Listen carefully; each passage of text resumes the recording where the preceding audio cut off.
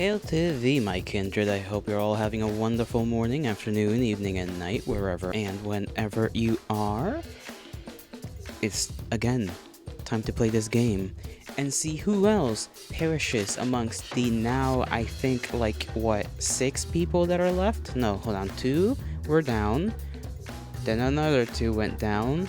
I can't do math, and my memory fails me, so forgive me, but I think we've got around 6 people left now? I remember last time Ashley was the one that murdered Cyrus, and he kind of wanted it to happen, and we kind of got a reason as to why from Ashley. Was it Ashley? No. What am I saying Ashley for? I forgot her name. Blondie gal. I forgot her name. She looks like an Ashley. My brain just said Ashley. Maybe she is an Ashley. I don't remember. It's been a couple of days, okay? And as I've said before, my memory fails me after 2. Everything after 2 days didn't happen. May as well not have happened, really. Oh, goody. Anyways, yes. I gotta play this game twice. Oh.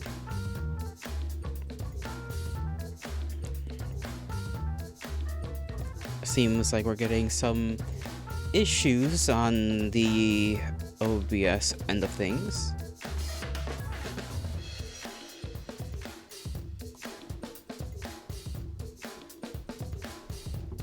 Let that kinda undo itself, hopefully.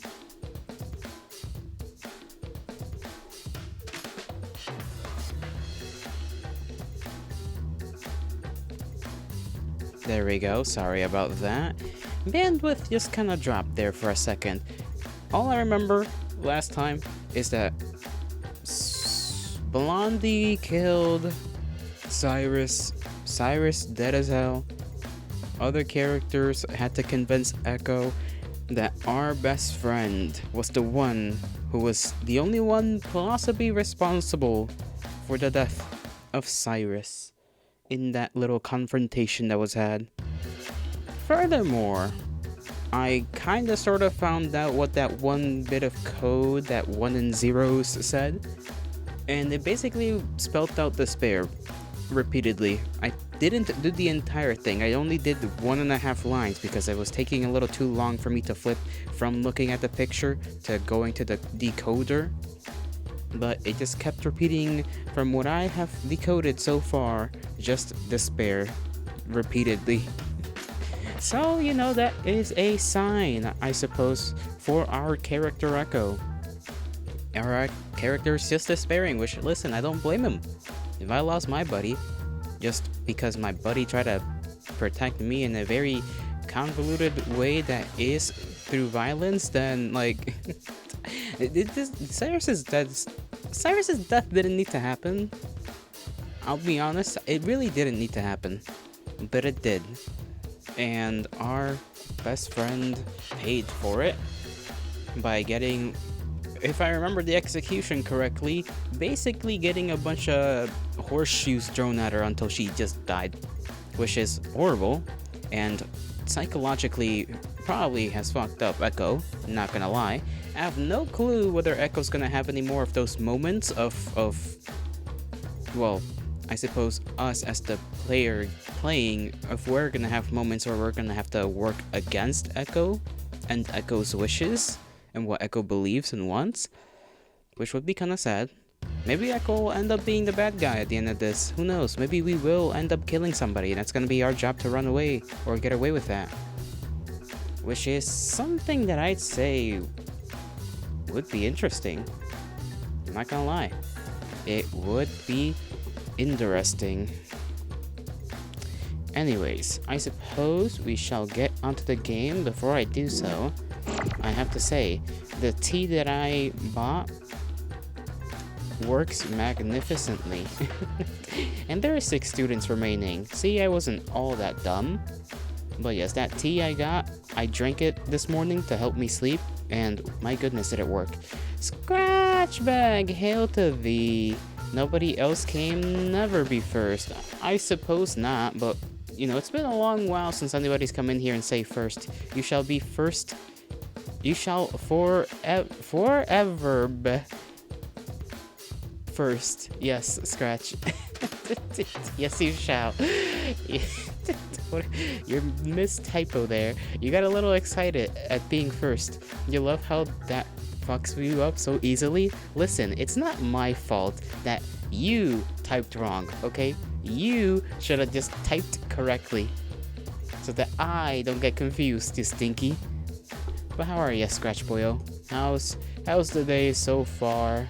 How are things? We're about to get into this lovely little story. Eating fry. That's good enough. Sometimes you just eat fry. The game's tiny bit loud. Is it really? I feel like I tested the audio out. And it was kind of fine. Okay, I'm gonna smoosh it a little bit. Smack, not smoosh it. Smoosh it? Push it? I don't know. Yeah. Here we go. What about that? Is it better now? It should be like on par. Oh, there we go again.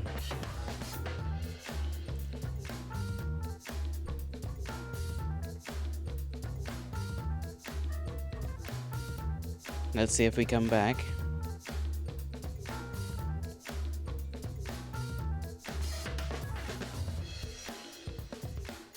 I'm gonna get worried about the bandwidth if this keeps up.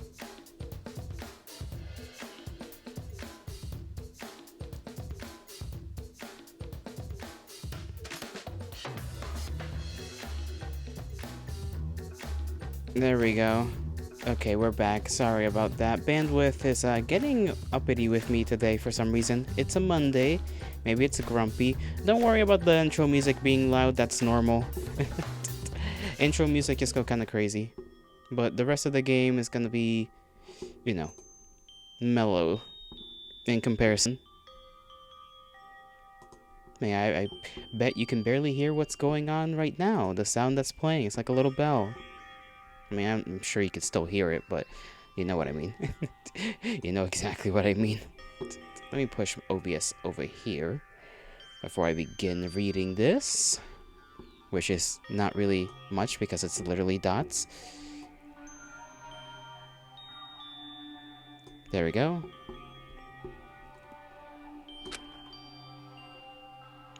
Right, Echo went to sleep after all of that. Forgot, that's what Echo does. I slowly drew my eyes open. Opened my eyes. Yes, my chest felt tight. I inhaled deeply and exhaled heavily, as if to expel my body of all the wound-up fear that stirred inside. It didn't help much. My body felt laden, my heart hollow. Rising from the bed, I shook the remnants of a tiring sleep away. Looking at my surroundings, I noticed I had thrown the covers and pillows on the floor. Odd, but okay. It was strange. I had fallen asleep, but I saw no dreams or nightmares. My subconscious felt suspended in a null zone. And the clock read 4:15. I rubbed the exhaustion from my eyes. Feeling numb and listless, I dragged my heavy body out of bed and shuffled toward the door, but I didn't know where to go. It's not true, I mumbled to myself. There was one place I could think of. And what place would that be? Can I be privy to that information?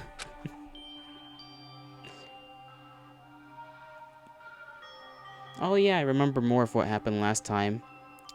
When Echo was getting brought to their room,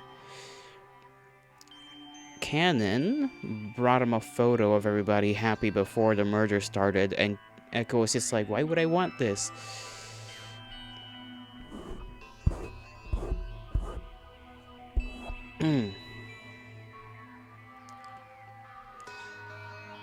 Like I said, Cannon was like, here you go, and Echo was like, why would I want this?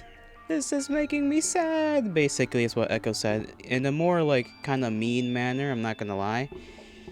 Echo was kind of feeling, you know, Echo was in his feelings. Well, I say his, Echo was in their feelings.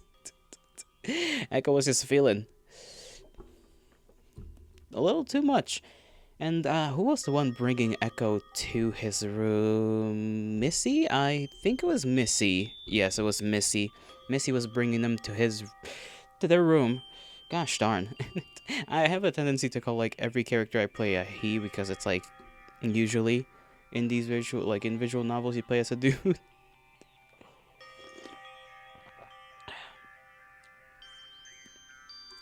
So apologies for that, if it bothers you that much. I stepped out of my personal room and saw Lyle down the opposite hall. He just scowled and stomped off. I went on my way. Right, Lyle was very mad at us, at Echo, the last time around, because Echo was like, no, it's not my friend. Let me check her name. I don't know why I forget. There we go. Oh my god.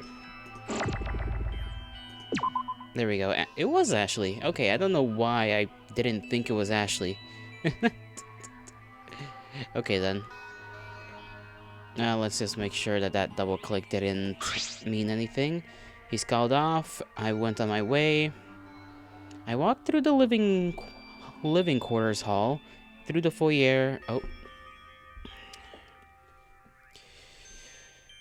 Through the foyer and up the stairs to the second floor. I saw Sei standing in front of the spa lounge, weeping gently. Sei, are you okay? Oh. Caught off guard, Sei wiped her eyes. As I approached Sei from the stairways, something gleamed in her hands. It looked like a closed pocket watch. She stared a burning hole in the door, rolling the small object between her fingers. At a moment, she managed to croak out a stiff response. By the way, sorry that there's a lot of like lag and frame drops and whatnot. Bandwidth is just gonna be funny for the first like 30 minutes of this. Possibly an hour. It should be fine. It happens sometimes. This is how it's supposed to happen, isn't it? What do you mean? We can't do anything. No matter how hard we try. It'll still end like this. I had nowhere to go before I came here, but now what do I do? She was visibly shaking. It was horrible seeing her like this.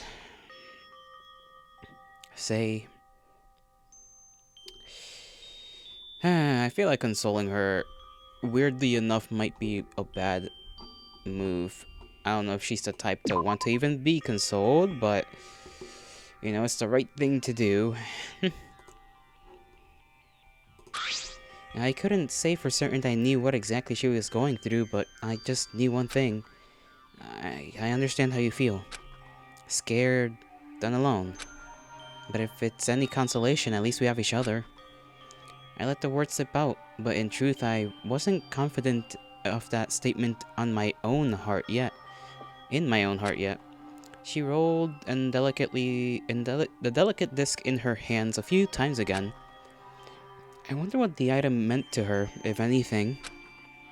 Sei didn't respond. Instead, she just wiped her tears and nodded. I spent some time with Sei in solitude. Okay, that ended up well. Passing through the atrium, I spotted Forte gazing at the delicate globe centerpiece. It's interesting, I guess, how everybody's sort of like awake at the moment. He seemed to be humming to himself, but stopped when I approached. Evening, Echo. I forgot what accent I gave him. I know he's supposed to be maybe Italian. So, evening, Echo. Hello. Did I interrupt you? No. It's a melancholic tune. I would really rather not bother you further with it. Oh. It's a bitter, unfortunate situation we found ourselves in, isn't it? Despite the heavy words, his face read differently. His shoulders remained relaxed as he looked up past the globe at the dark, cool sky. He seemed calm, somehow. Tell me, Echo, how are you? Are you alright? Huh? Am I alright? Fucking... no? Just no. I don't know why it keeps clicking like this. No, I am hurt. The killing game and the trials that follow. No, this whole game. It's horrible and I hate it. We're losing people, friends we've just met, and friends we've known.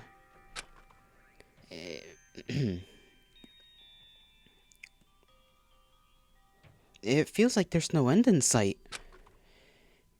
It's perfectly normal. It's perfectly normal to feel devastation as we find ourselves cautiously navigating life or death situations. The game has instigated those who, with a spirit inflicted with the stress and grief to ends unmentionable and trials unbreaking. Yes, my soul is stirring, but in my experience on the stage, these sort of feelings never last for long. We move people to tears with our performances about tragedy, the love and lost. Yet, the audience knows the performance will end and thus they'll move on with their lives. I can't help but wonder, then, when? How much longer until the curtains close on this story? Forgive me for bending your ear with my thoughts. I let you be on your way. No, that's okay. It's comforting to know I'm not alone in feeling afraid. Indeed, we are never truly alone. I stood in a moment of silence as Forte sang his words with clarity. Oh wow, if this is supposed to be his voice, he's a lot more, deeper voiced than I thought he would be. By quite a bit. I cannot make that voice. Or a voice that fits him, I guess.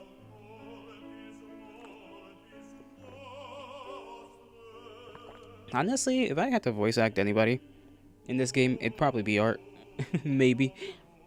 I would have to work on sounding a lot more genuinely energetic and whatnot, but I think Art and I would have, similar voices. Maybe.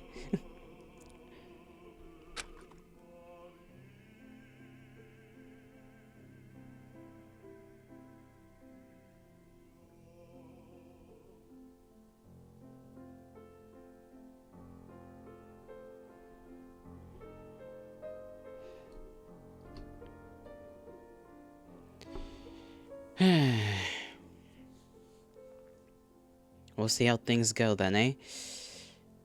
A strange night of solace.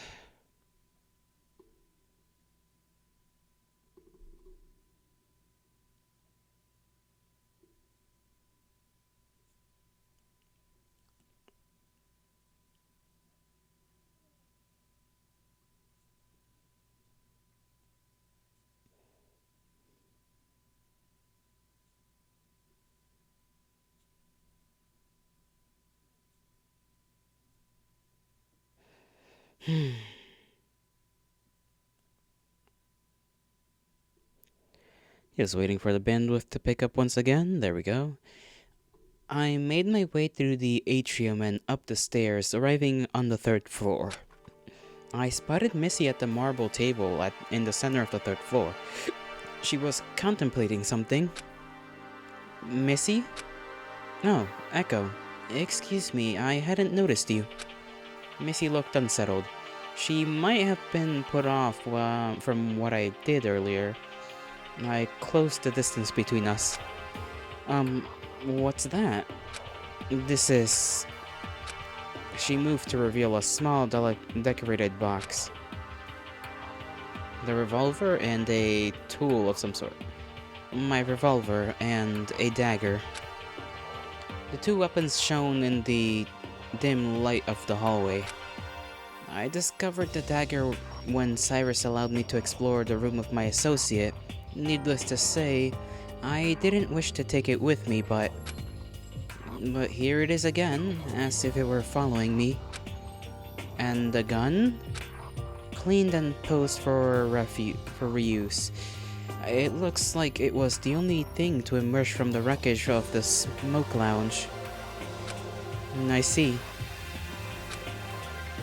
The dangerous tools needed to continue the game were returned to the players. Well, why don't one of us just carry these two things around and just make sure nobody uses them? I stared at the weapons in her hand. I wanted more than anything to tear them out of her hands and what? Echo. And that is a strange dagger. I suppose it's like just a pointy metal prod.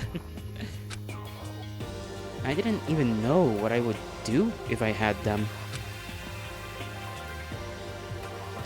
I suppose it's inescapable.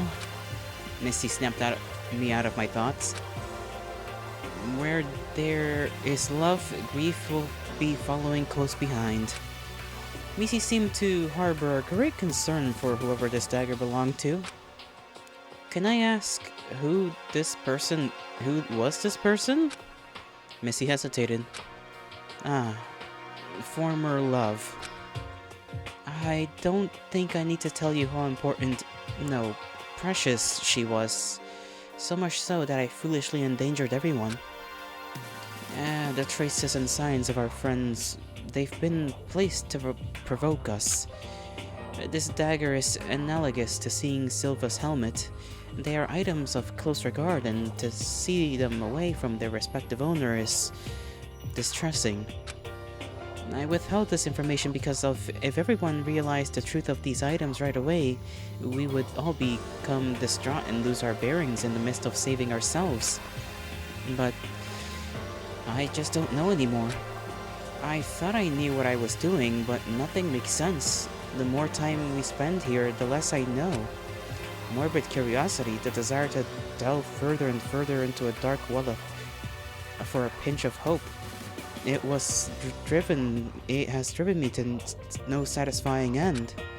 And now, I'm making you suffer my consequences. Missy. Another heavy sigh escaped your lips. I've never felt so aimless.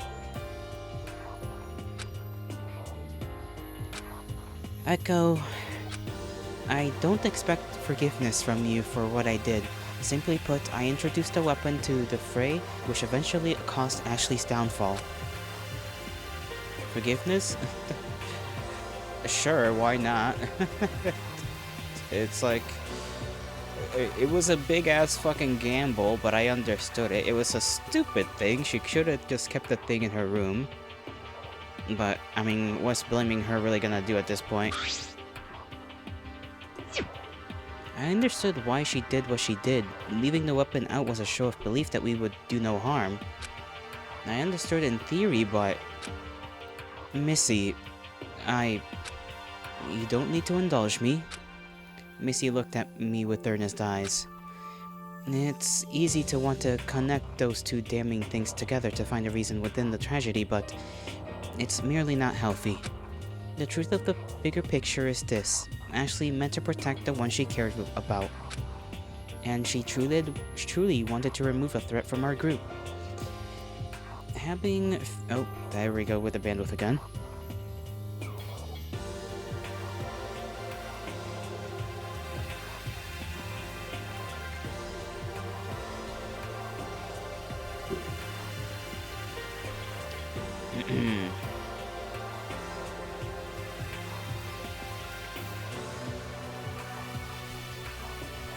We'll just wait for this to pass.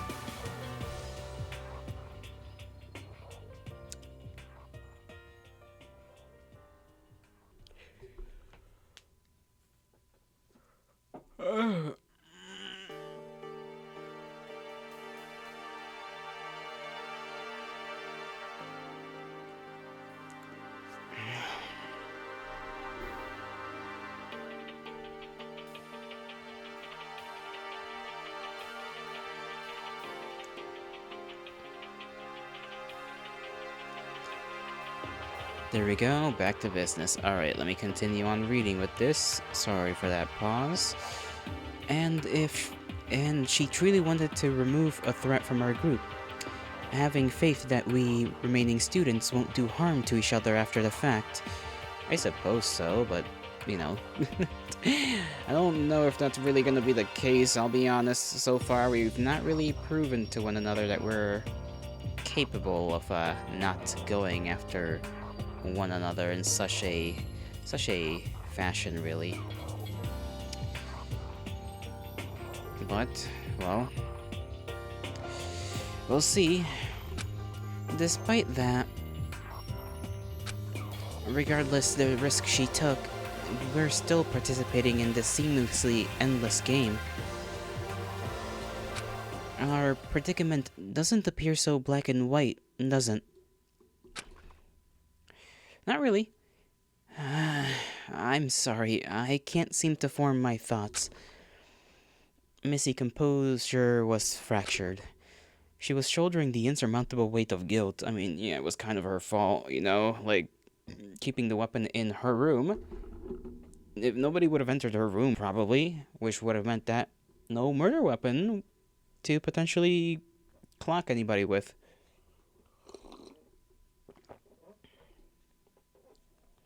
So it technically is her fault, just like cause and effect wise.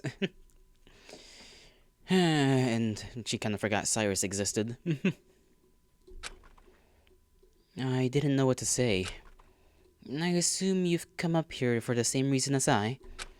I'm sorry for taking so much of your time. I'll leave you be. And thank you for trusting me during the trial. I regret having put you through all that. I nodded almost invisibly as Missy made her exit down the stairs. I realized Missy was right. The situation was too complicated to make strict judgment on what was just or unjust. At the end of the day, everyone was in pain. Or should I perpetuate it by being so callous to them? I sighed. Arriving where my subconscious had urged me, I stood still. I do wonder if being callous does change the story. If we were just like hella callous towards everybody, would we act differently? I stood in the casino, feeling phantom traces of what happened just hours ago exasperate my bones. My mind wishfully wandered back to the time before this terrible game, a peaceful time before the despair.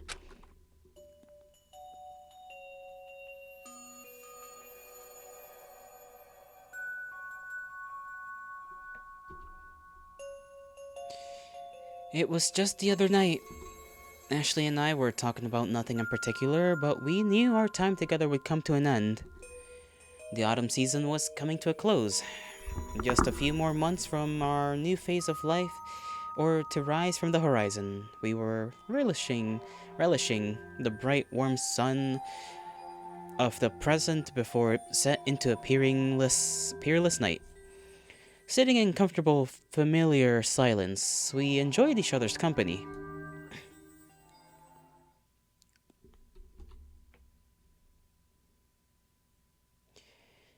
Have you decided where you want to go? No, not yet. I was thinking about taking a gap year to travel.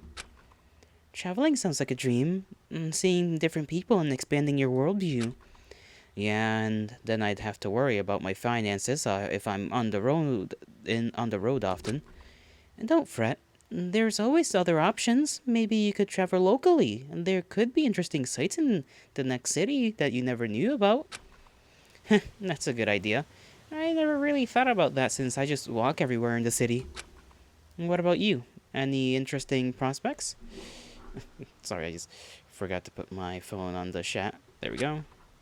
Well, Papa wants me to help out on the ranch a little more. The new season's coming up, and we're expecting some competitors to stop by. Competitors, eh? Oh yeah, the races. You get pretty busy during those weeks, huh, right? It's hectic, but it's fun. And I don't mind helping. In fact, I was still unsure about what I was going to do after school anyways, so this gives me more time to think. And some more time with Hyperion. I'm sure he would miss you if you left. And of course, I would miss him too. We laughed lightly. I don't think you have to worry too much. If anything, you have a future at the ranch with your father. It's a good fallback. Just in case anything were to happen, right? Yeah, a good fallback. A pondering silence drifted. I think you should travel, though. It would be wonderful to hear all about your journey. Nothing is really keeping you down, no? Not really, but the idea is a little daunting. Learning a new language to get around, not to mention finding the money to do so. It's a little risky. And we're probably not going to have many chances to see each other. And there's always a million reasons not to do something. Yeah. Besides, if you ever get tired of traveling, I'll always be here. Just don't forget about me, okay? She flashed me that warm, comforting smile of hers. Memories. Don't forget. Well, we are the ultimate memory. And I felt my heart swell.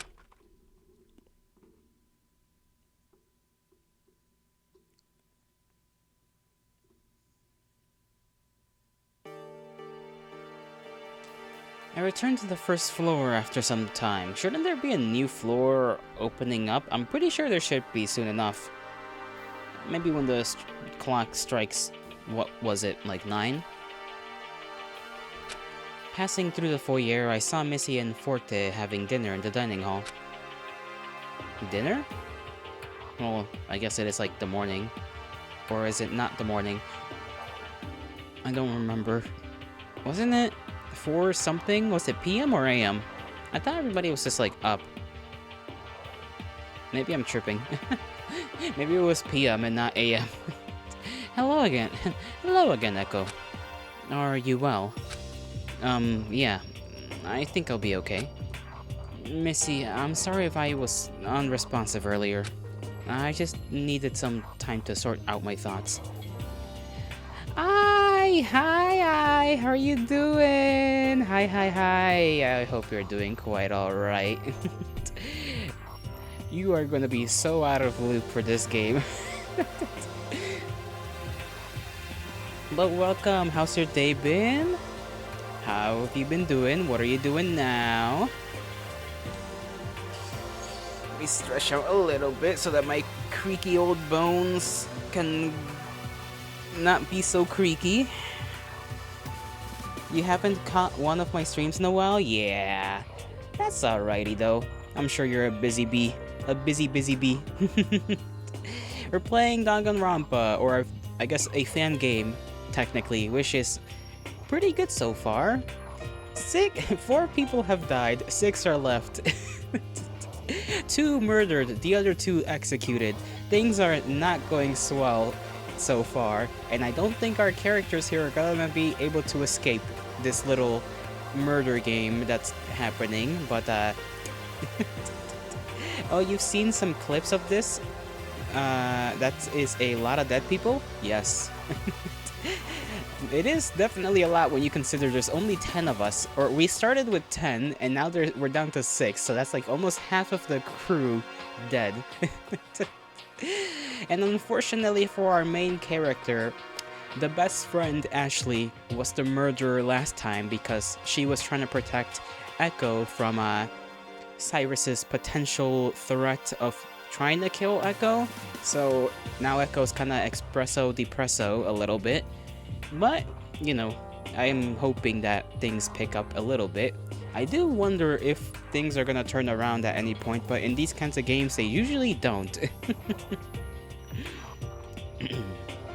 I just needed some time to sort out my thoughts. I understand. We're all going through a lot right now. Yeah. Even though she shared a mutual sentiment, our eyes never met during the exchange. Forte broke the silence. Echo, would you like to join us for dinner? It's been a tiring day. You ought to take a moment to unwind. No, thank you. I had so many things on my mind and no appetite to feed the thoughts. Will you be alright? Yeah, I just have a lot to think about. Well, don't push yourself too hard, and don't be a stranger if you do end up wanting to join us. Sure thing, thanks. I left Missy and Forte to enjoy their meal in peace. I'm wondering who the next murder person is gonna be. Because it could be Sei. Oh, I could show you who each character is, because they do have a little roster up here. If I could just click with my mouse. There we go.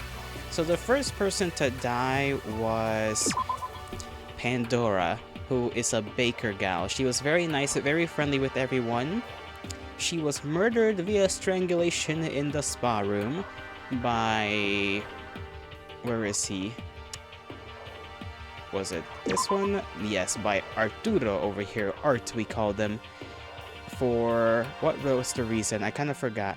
The two of them were in the spa room yapping about stuff, and then this one, Pandora, was mentioning being like found by somebody because she had like a card from some mysterious person, and I can't click because my mouse is like broken or something. And then Arturo was not very chill with the secret, especially considering that he thought that the they that Pandora was mentioning, whoever this mysterious person who handed her the card was, were the same people that kind of were controlling his life around. So he kind of had a moment and just kind of strangled her with a towel, and that was pretty sad. And then the next to have been murdered was, well, Cyrus, who kind of deserved it, because Cyrus apparently was a part of the group that set up this entire killing game, but then he realized he was not too immune to the killing game at all. Where was he? I think it's this one, right? No, that's Echo. That's Lyle. Ashley, here he is, Cyrus, this fellow, turned out to be like working for the group who set this entire game up. Then he got very just antagonistic, purposefully it turned out, with everybody after his secret got found out. And he and Ashley over here had a bit of a scuffle, and Ashley ended up shooting him. So, and apparently that was exactly what the guy wanted. He just kind of wanted to get killed off because he wasn't feeling too good about this whole thing at the end of the day. So that was kind of depressing as well. And yeah, it's overall damn depressing. This is all just very depressing, very on vibe. There's no other way to put it. But at least, you know, Ashley was trying to do it to protect Echo from Cyrus. I wish I was better at explaining this, but this was... I've been sort of like playing this game only like twice or once a week, and it's a little hard to remember, but that's basically the sit rep on the situation. Ashley was our good buddy, now she's dead, and now we're kind of left to wonder what's gonna happen with the 6 of us that are left. We have Sei, who's kind of very depressed and clearly susceptible to desperation, I think, so she might potentially be the next murderer. I hope not, because I kind of like her. She's kind of like, I don't want anything bad to happen to her, but then again, I also didn't want anything bad to happen to Ashley, and look how that turned out. I wandered to the middle of the main foyer and paused. Something was bothering me. One concern I had involved someone I hadn't seen... One concern I had involved someone I hadn't seen all evening. Should I visit Cannon? Maybe we should say sorry to Cannon. Cannon was trying to be nice one time, and she's very grumpy so far. She was trying to be nice. She handed us like a picture of like everybody like prior to the murders happening, being all like happy and whatever, and Echo was not with it because this was like after the trial and after Ashley's execution. So maybe we should go in and say sorry about that. Sorry for being a little bit of a douche. I figured since I didn't run into her at the atrium or anywhere along the way, Canon must have been in her room. By the way, Canon's name is literally like the camera company Canon because she's a photographer. Except replace the C with a K. I went down the living quarters hall and knocked on the door engraved with her school symbol. Canon, are you there? I just wanted to apologize. There was no response.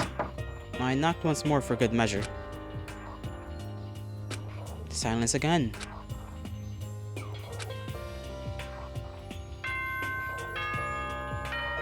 'Tis the morning. It is now 9. Oh no, sorry. Okay, we were in the PM time. Never mind. I thought we were in the AM time. It is now 9 PM. Nighttime will begin at 10 PM. Facilities will close until 7 AM the next morning. Even the darkest of night will end and the sun will rise.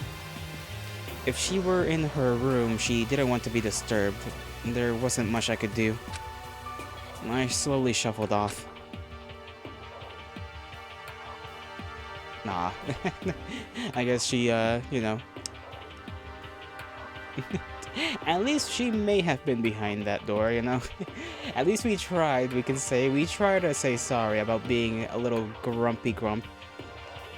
I couldn't help but feel guilty for denying Kanan's help, despite her tried sincerity.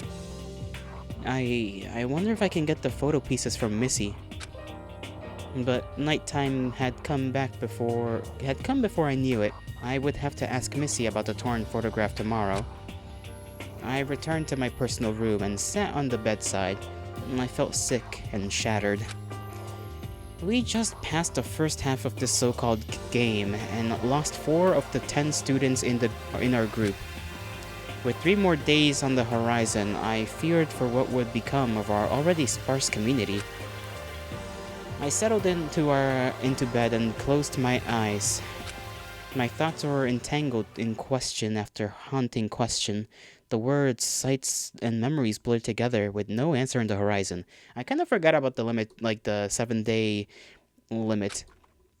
That's right, all of this has been happening in like a week span time. So far, we got like 3 days left before... Well, I think one of us has to be the the winner in 7 days, or we all die? Question mark? I don't know. It's been shown that the person there's like 2 sort of, I'm guessing AI and not really people who have sort of been in control of things. One is supposedly good, the other one is trying to just get despair. So I'm guessing they're supposed to represent like hope and despair. And despair has been shown to not really have that much control of the facility, so I don't even know if he could do anything to anybody if we just wait the time out, but nobody wants to test that theory out.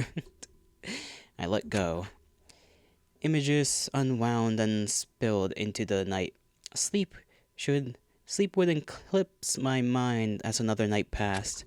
And sorry, their names are not Hope and Despair. The names are Eve and Zero. That's their names.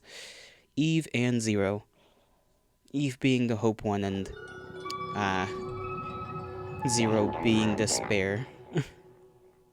Or at least representative or wanting to have those things occur.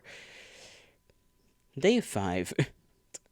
Can't wait to see who dies again. Something ached. I felt my stomach turn over. Hungry. Well, Echo, that's what you got for not eating. I slipped out of bed and went to the sink, splashing away another fitful night's sleep from my eyes with the crisp water.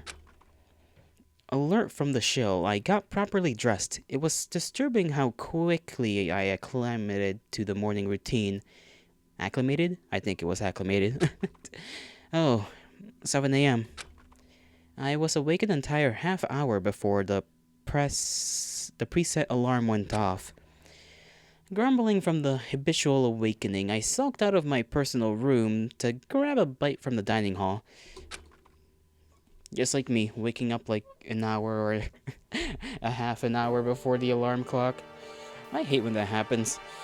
So annoying. The halls were quiet. Nothing but my soft footsteps upon the carpet kept me company. I crossed the dimly lit foyer and sat myself down at the end of the dining hall table. I laid my eyes directly on the basket of pastries that still sat in the center of the table. Them pastries have to be stale.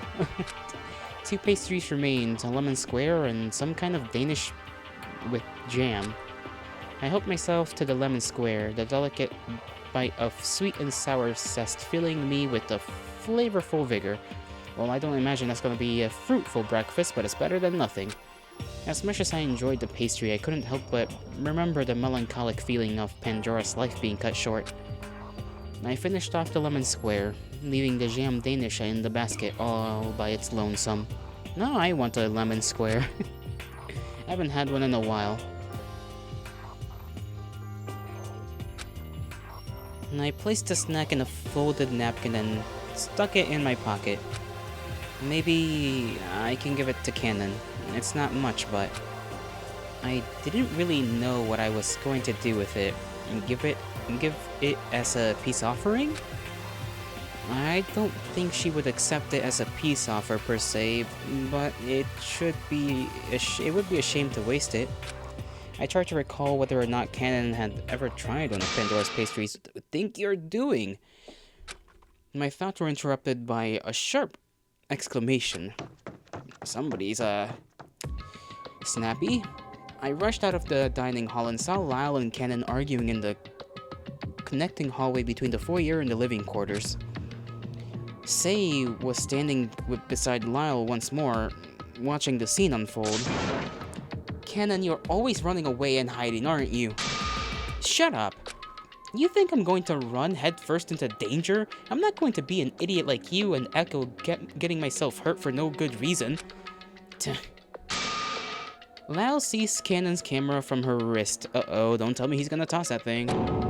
Hey, hands off! I've had it with you and your secrets. I'll break this thing for good if you don't tell me what you're hiding.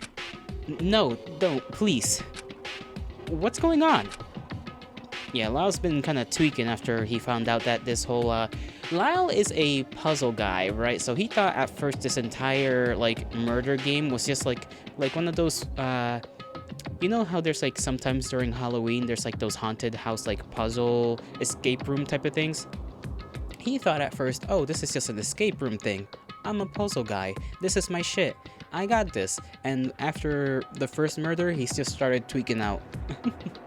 Been tweaking ever since. Man is not chill anymore. I started to intervene, but Forte stepped in from within the living quarters. Approaching from down the hall behind Lyle, Forte plucked the camera out of his grasp with ease. You're all awfully lively at such an hour. Forte returned the camera to Canon as Missy approaches from the opposite side of the living quarters. Lyle and Canon stepped back a few paces from each other, the space now singularly occupied by their glares. Yeah, what the hell's going on with you two, huh? like, why are you two arguing? I know Lyle has a tendency to tweak out, but can we at least know? Canon wraps the strap around her wrist and grips the camera tightly. Good morning, everyone. Yes, good morning to you all, although I would hardly call shouting and threatening others a productive way to start the day. What's the commotion this time? Yeah, morning. I'm not entirely sure. I woke up early, so I went to the dining hall to help myself to breakfast when I heard Lyle and Canon arguing about something. Why are you up so early anyway, Lyle? I haven't been able to sleep well, if you must really know. Lyle trailed off, but his gaze was tense. Sorry, I didn't mean to. Lyle scoffs. Anyway, I was awake because I was reckless, but Canon here was sneaking around my room, looking for dirt, no doubt. That's a damn lie. Is that so? Explain this. Lyle produced a photograph of what looks to be a checkered pattern. That's his hand. What is this? Indeed. Just what are you showing us? It's a chessboard. I have a chessboard in my personal room, and the only way Canon would have taken a picture of it was if she trespassed and entered my room. Bro, these rooms are like small. I mean, they're not small, but they're like... You would know if somebody entered your room. You're the worst. You were blatantly walking around with the thing tucked in under your arm in the early hours of the morning. I didn't sneak anywhere, much less your personal room. I just happened to be around the corner when I saw that strange thing. So, you admit you were hiding? Just a minute, what's this about a chessboard? That's none of your business. I brought it out only to discuss it with Sei, and no one else. Missy sighed. Don't be absurd. The existence of such a thing has been brought to everyone's attention thanks to your commotion. There's no use in keeping it secret now, Lyle. I also forgot to mention there were... Everybody except I think Echo seems to have something in their room that is personally connected to them or to someone they know. For Missy, it was a revolver. For Ashley, it was the helmet of a friend who was a race car driver. For Lyle, as we figured out, is the chessboard, sorry. For Canon, it's her camera. For Sei, I don't think we've gotten anything. We may have, but it may not be important yet.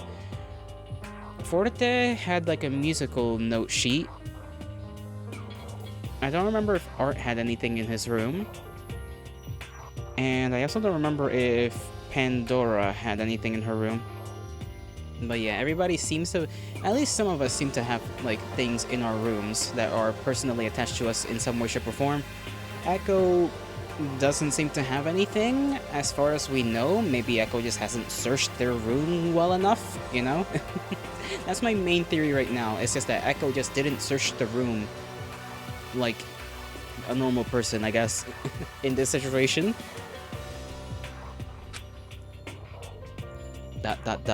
Fine. Lau leaves the group to retrieve the item in question from his room. The rest of us gathered in the dining hall in anticipation.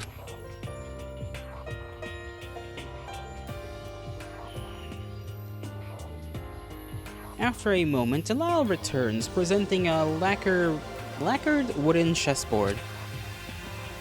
I have a wooden chessboard as well, and I didn't use it for much. Care to elaborate? What seems to be the issue here? It's not strictly a chessboard per se. It doesn't come with the pieces to play with any, and there are markings on the two opposite corners, but from those different pieces alone, I know what its real purpose is. It's the mutilated chessboard problem. If I recall correctly, that's a type of tiling puzzle, no? Yes, the problem is as so. Suppose an 8x8 chessboard has two diagonally opposite corners removed, leaving 64 squares. Is it possible to place a 31, a 2x1 dominoes in such a way along the flanks or files that all squares are covered? From the numbers alone, you think it's mathematically possible. After all, 31 is easy half of 62. However, the problem is impossible to complete. Hello, Hail to thee. I hope you're doing quite alright. Music a little loud? I know. There's not really much that can be done about it. What about this? So is this good? You say that, it's a little loud, but like, then I checked the VOD and it's like, quieter than me. As long as it's quieter than me, it shouldn't matter too much. But, what about this? Is this better? I lowered it by a little bit. You better tell me now. Better we when I hear you? Okay. I shall continue on. But welcome. How's your day been so far, Bot? I hope you've been doing quite alright. we've just been presented with another item from Lyle's personal room. This time around, considering this puzzle chessboard thing. By removing the two diagonally opposite corners, we're taking out two either black or white squares. Whichever is removed, we're left with a real state of 31 of one type of square and 30 of the other. Good, walked then slept all day. You're talking to someone half awake. Understandable. Hopefully your rest was good. Even if it was all day.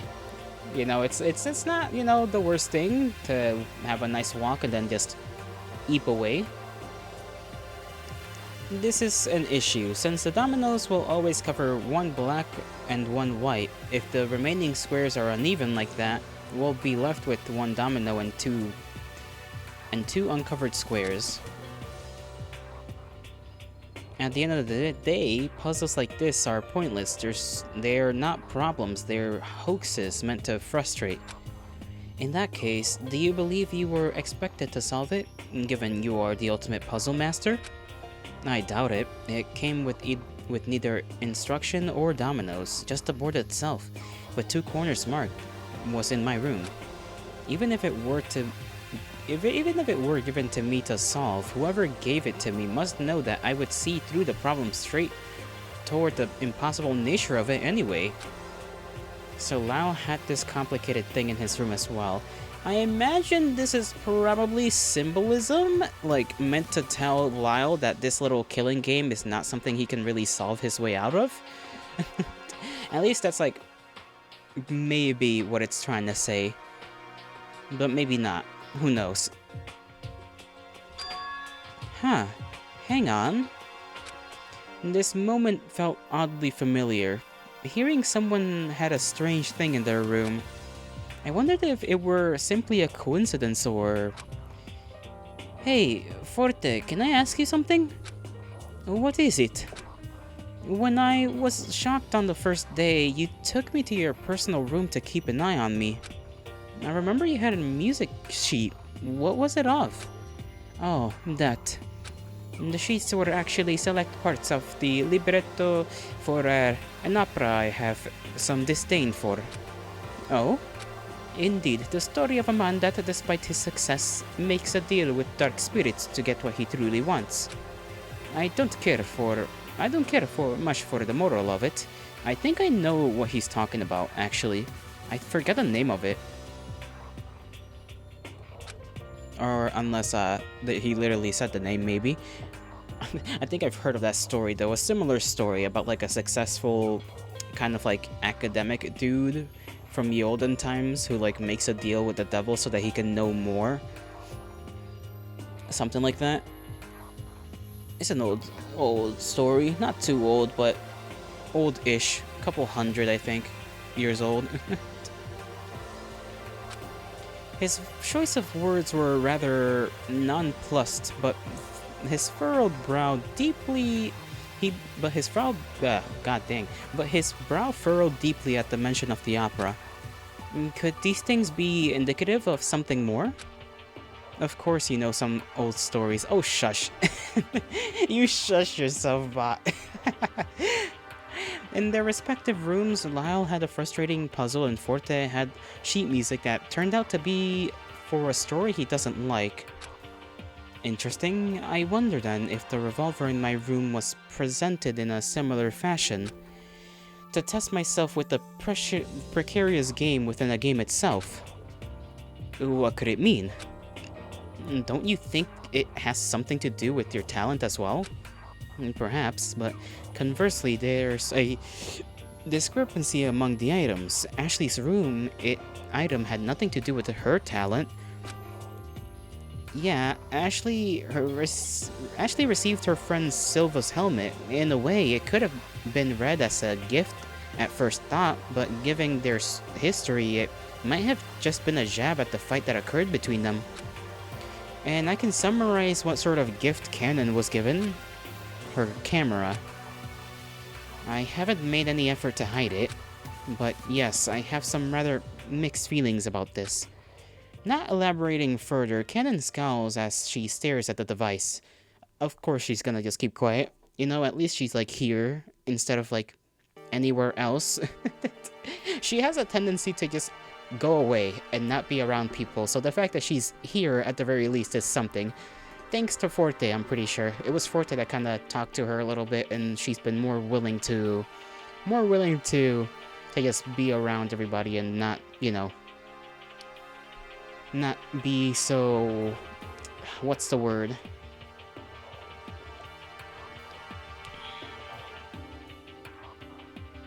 Isolationist, I guess? Say, did you also happen to awaken your room with a strange item? Yeah, I did. Would you mind sharing it with us? And I wonder if it's also something talent-related. Say momentarily withdrew into her room to retrieve her item. Here. She produced a jello skull and bone statue. What on earth? Is that real? It couldn't be real. The shape is too stylized to resemble anything realistic. Oh, I guess you're right. Still, such a depiction of a skull, fake or not, sent chills up my spine. This thing is kind of heavy too. When I woke up, it was sitting on the cabinet at the foot of my bed, staring at me. It's like it was telling me something bad would happen. It's horrible. I don't know what to do with this, so I just hid it in one of my cabinet drawers. Skulls is a Sans reference. Could you imagine? Could you imagine? Say's item doesn't seem to have any outward appearance of being related to her talent. However, a skull and bones statue planted in a game centered around murder. I get the impression that it was given deliberately. Yeah, it can't just be a coincidence, huh? So Ashley wasn't the only one that had something out of place in her room when she woke up. It seemed nearly everyone here had something unusual in their room. Wait, all these strange things have something in common. All these strange things have some... Okay, now we have to make a choice here. Sentimental value, a degree of disturbance. Sure, there we go. I think all these room gifts... It seems like they're all meant to unsettle you in some way. Interesting. It was quite disturbing to receive a revolver of all things before the events of the killing game being revealed to us, no less. Missy, what about the item you had last night? You said it was analogous to Silva's helmet. Correct. It was a painted past. It has a painted past. The owner was to kill herself with it for betraying her family's wishes. What a loathsome request. So, instead of following her family's blindsided desire, she took the dagger and nothing else as she fled there from home. Missy withdrew the dagger from her possession and turned it over in her hands carefully. Oh yeah, this is the dagger. You two may have not been here for this, I don't remember. But the dagger is from someone Missy loved. Apparently this gal and her, I guess, had a falling out at some point. Didn't know this part though. And she's not revealing the little history between her and the dagger owner to everybody else, so I guess we're keeping quiet about that.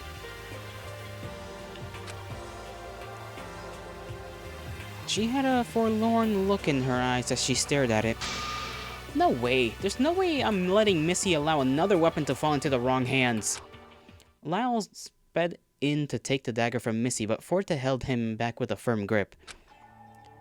Forte is being more of like the muscle of our group than anyone would ever expect. He doesn't even, I mean, I guess he's kind of, is he? I don't remember if he's like kind of tall. Let me see. He's dripped out in this like one thing. Yeah, he's like average height. He's just like intervening, stepping in, grabbing things away from like anybody that's getting a little too uppity. Why are you stopping me? I'm trying to prevent more destruction. Missy's weapons are going to do more harm than good. And you can say with the confidence you won't let the weapon fall into the wrong hands as well? Whoever fights monsters should see it to it that they do not become a monster in the process. 175? Listen, that's kind of like average. I don't know how tall that is. That's like... Somebody needs to convert that for me. But I know that's taller than me. That's like average height for a guy, pretty much, no? 175? Something like that? He's at least not that much shorter than average height. For sure. Even if he is, like, technically 5'7", yeah, that's, like, average fucking height. GG's. Lyle, I think you would do well to follow those words of insight, given your reactions to the events. It's not that I don't have any faith in you to solve the workings of our situation, but I don't want to see you turn against us just for the sake of an answer. I'm not turning against you. I'm trying to get to the bottom of this forsaken game we're in. Lyle hurled the chessboard across the hall, splintering the wood into several pieces. Lyle, violence is not the answer. I think that's not really gonna help, Missy. You have a sharp mind. Don't let rage and confusion blind your judgment. Then tell me, what's the point of these so-called gifts? Missy, you received a gun of all things, and now you've got a dagger you've got your hands on a dagger? Say even has a skull and a crossbone statue. What good could that possibly serve? Not to mention all the awful gifts. This game has been rigged from the beginning to incite violence and violence only. Lyle, please, settle down. We're gathering to talk about this. I understand your frustration, but discussion is the best tool at our current disposal. If we keep a level head, we are sure to find an answer for the question at hand. We have so many brilliant minds here. Why not do what we can? Lyle huffed. He crossed his arms and paced to the far corner of the dining hall, allowing whoever else to speak. Well, all I speculate is perhaps signs of distrust were to be planted among us from the start, since the gifts might have stirred feelings of resentment. If that's the case, what do you think Art's gift was? Maybe it was because of that thing, he was the one to act first. It could be possible he walked into the mansion with pre-existing bleak feelings that were only exasperated further by the situation we found ourselves in.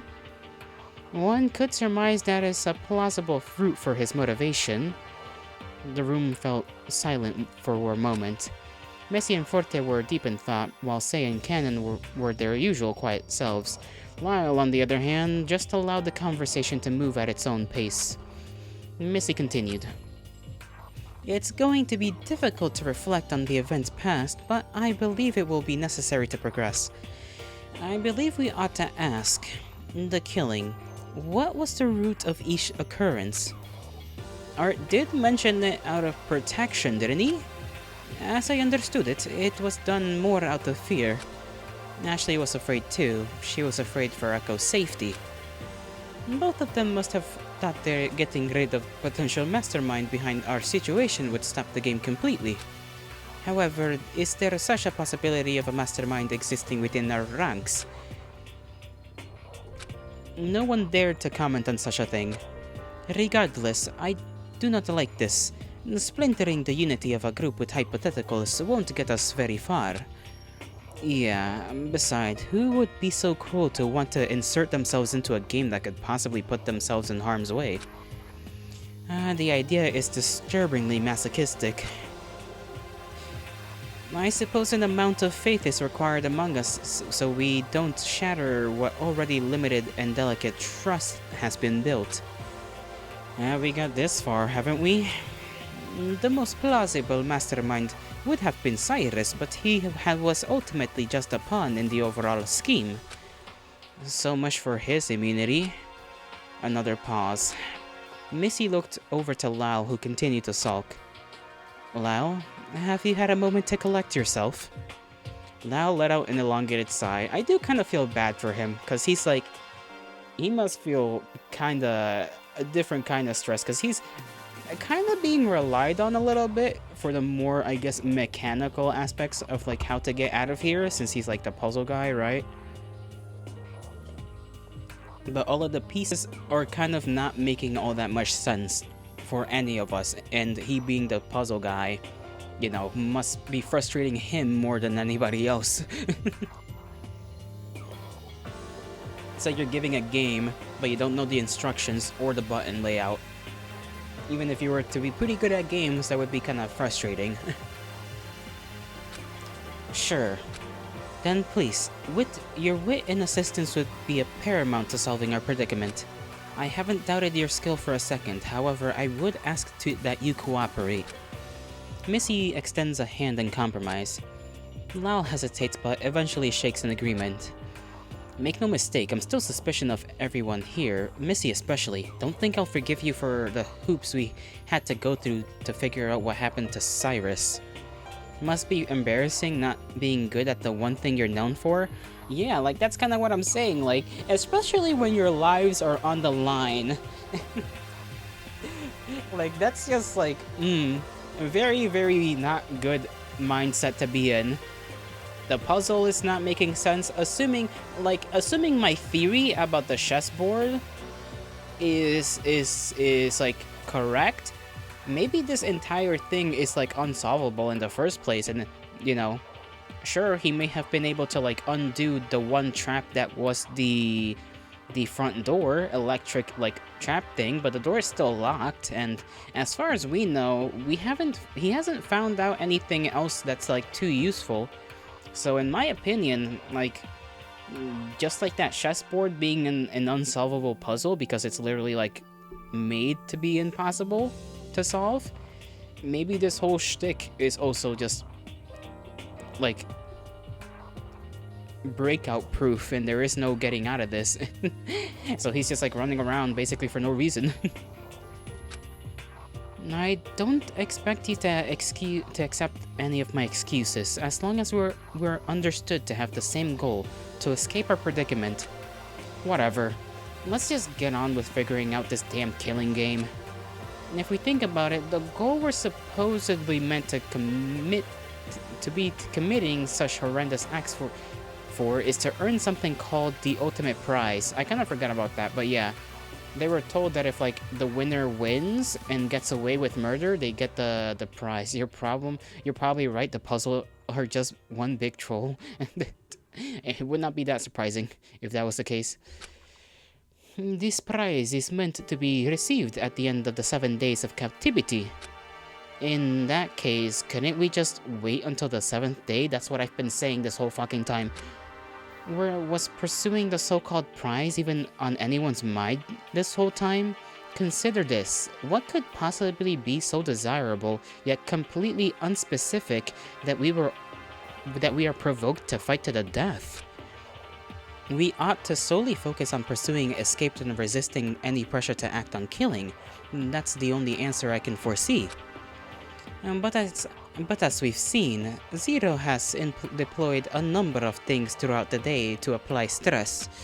Regarding the force motive question, just the act of choosing whether or not to discuss it already has its suspicious implications, doesn't it? And it didn't happen in Cyrus's case since the killing occurred early in the afternoon. But if we didn't do anything like we did on the 2nd day, something would have been employed later in the day to ensure we would act. Case in point, the disturbing music.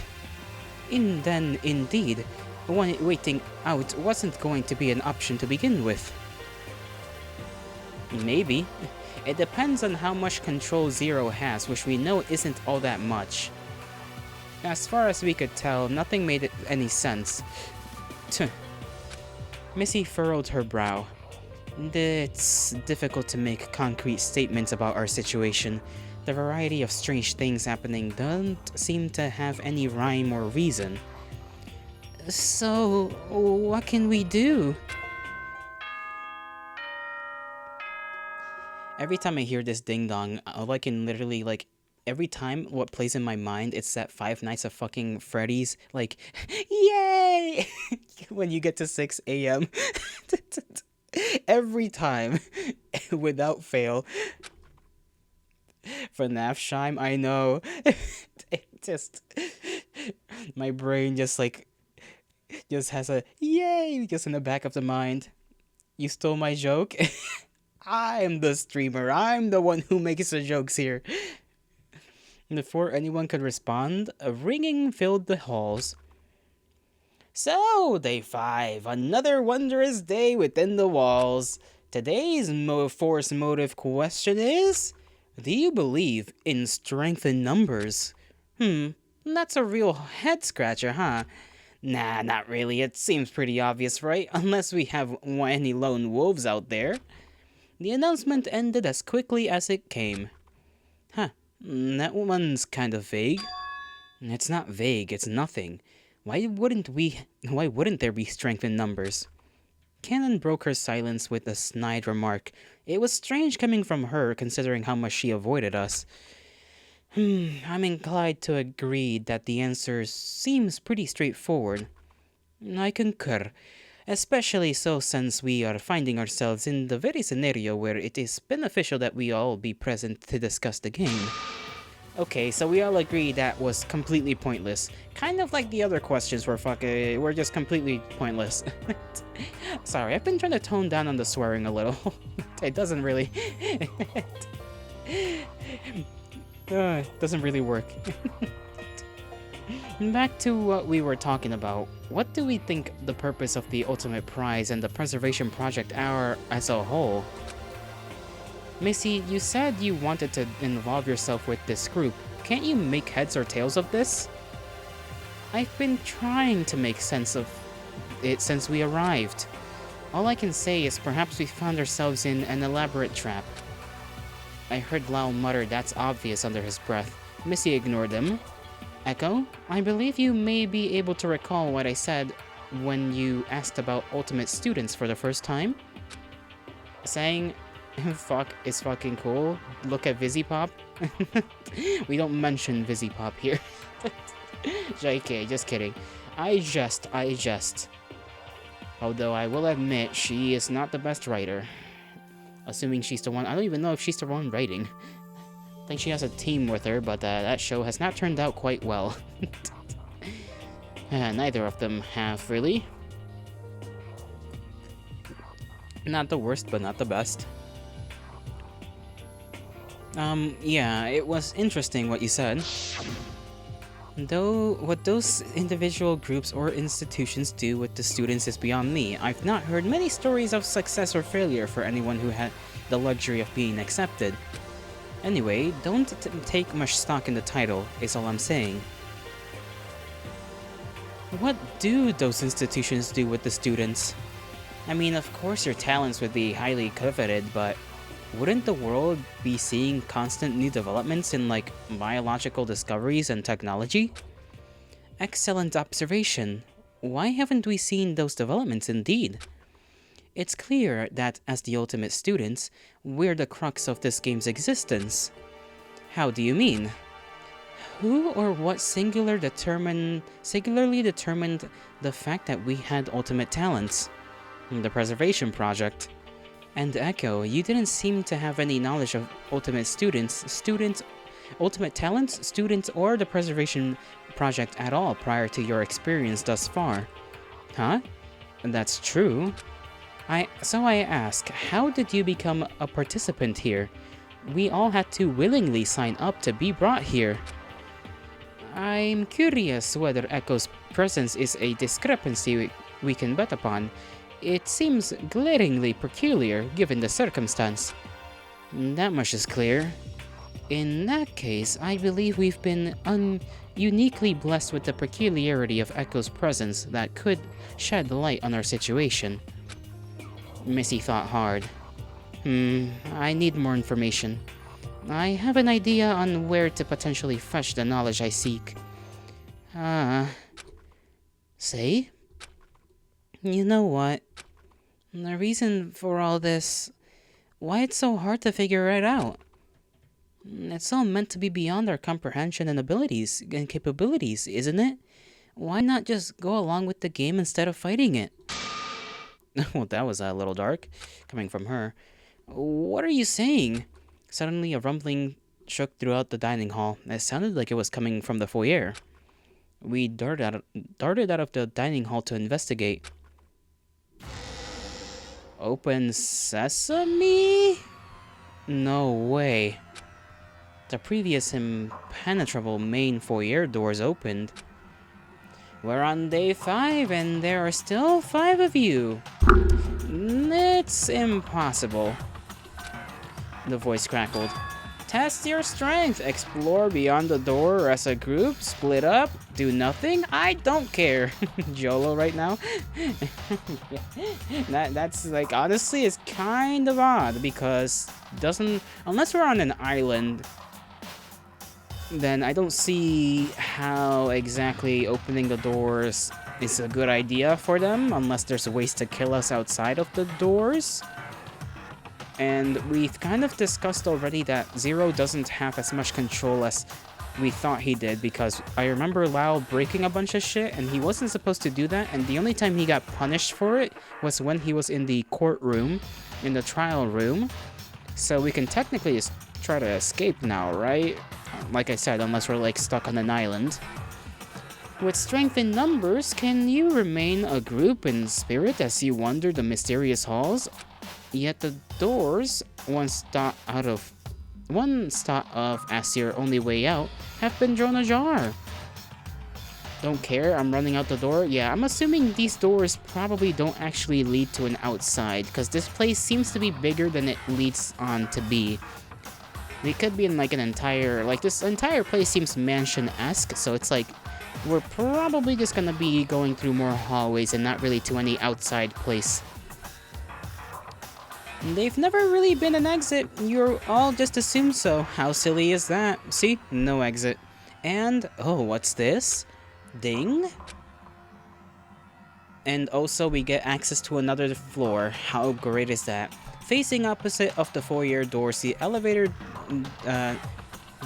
indicator lit up, showing a new floor available to us, the courtroom. Okay, so the courtroom is now available to us to go down to whenever we want to, which is not normal. Usually somebody would have to get murdered, we get some time to investigate, and then we have to go to the courtroom. I'll even let you all take a little detour to the courtroom. Find the secrets of this wretched place if you can bear to face them. Yes, the game will go on regardless how hard you resist. Everyone was astonished. We were all fixated on the gaping dark hole that lay beyond the previously dangerous door. Zero is challenging us to uncover the secrets of our captivity? So be it. I will be infiltrating Cyrus's room. He had knowledge of mine and Ashley's connections. It's likely he has access to much more information. What? But the door that was mysteriously kept us in has opened up. There could be information further in the building too. Well, I mean, listen, we have 2 smart people. Our 2 smartest people are really Missy and Lyle. If one of them end up dead, in my opinion, it's kind of over for everyone. Lyle pulls out the secret note he's been holding onto since discovering it on the 2nd day. This note has to mean something. It's clear that Zero represents one of the symbols and has shown himself in the courtroom, so the same has to be said about Eve's symbol. Whoever's operating the announcement, Eve or Zero, have to be somewhere beyond the doors. It would be too obvious for Zero to be hiding in the courtroom. What if it's simply an artificial intelligence behind the 2 personalities? Then what? Searching for something intangible and scripted to run the game won't relieve the overall secrets beyond the walls. Cyrus knew this about the project as a whole. That kind of information can't be denied at a time like this. Wow, Missy, please! Arguing again isn't going to solve anything. Agreed, I hate to suggest it, but perhaps this opportunity is the force motive question presenting itself in a testable way. That's what I was thinking. If we recall day 3, the additional motive of distressing music was implemented at 4. Aha, we can split up and investigate until 4. We can rendezvous and exchange information, all the while bracing ourselves for whatever Zero has in store for us. In that case, I'll be venturing into the unknown. If anything goes wrong here, you can bet I'll be the one to puzzle the truth together in the aftermath. Lao stands squarely before the dim hall of the open doorway. I suppose it's our best option. It's not the wisest thing to do given our already small group, but it would give us an edge in discovering the secrets of our whereabouts. By the way, did Zero say 5? I thought there were... Hold on. 1, 2... Hold on a second. Echo, Missy, Forte, Cannon... Was there 5 of us? I thought there was... Say and... No, there's 6 of us, so why the hell did he say 5? But, am I misremembering something? Did Zero say 5 students left? Or 6? I remember him saying 5, right? Like, I'm not going crazy, right? Despite there being 6 of us, he said there's 5 of us, 5 students. Where's Say? Where is Say right now? I need to know. You think you remember? I mean, listen, we have to... Somebody has to share brain cells with me. Clearly, our numbers are not, you know... We do not have our strengths in numbers, apparently. Our mental strength in numbers, it does not compute. Missy nods as she shakes her head, as she makes her decision to remain within the main wing. There are 6 of us, therefore we ought to divide into groups of 3 so we can all keep an eye on each other in our respective areas. I mean, we could split up in teams of 2, but I get what you mean. Breaking off into 3 pairs is out of the question. Cannon, you're coming with me. What makes you think I want to go with you? As much as I'd miss your awful company if you didn't come, you won't let go of your camera, and I think it might be useful. It might just be a touch useful going down, okay? Cannon rolled her eyes but didn't object further. I'll join Missy. Worry not, I shall not let anything go wrong. Besides, I trust Cannon to keep an eye on things for me. Sure you do. We decided on splitting between investigating beyond the foyer doors and remaining in the main wing. With only myself and Sai remaining, I looked to her to see what group she would go with. She remained still. I guess she was waiting for me to make my choice first. I wondered what everyone else was expecting to find from this. Okay, it's a little weird that instead of it being like group 1 and group 2,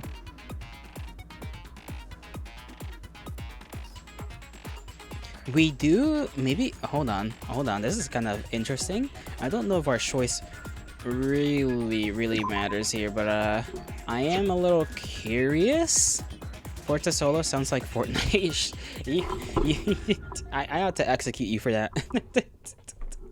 For saying those words. It's interesting that we get to choose, like, instead of group 1 and group 2, it's like all the names are lined up. And then there's also Say. So could we really just say fuck it and just, like, go with Say? And just explore on our own somewhere? I don't think so. I don't think that's what this is meant to be. You'd pick the group with the puzzle guy.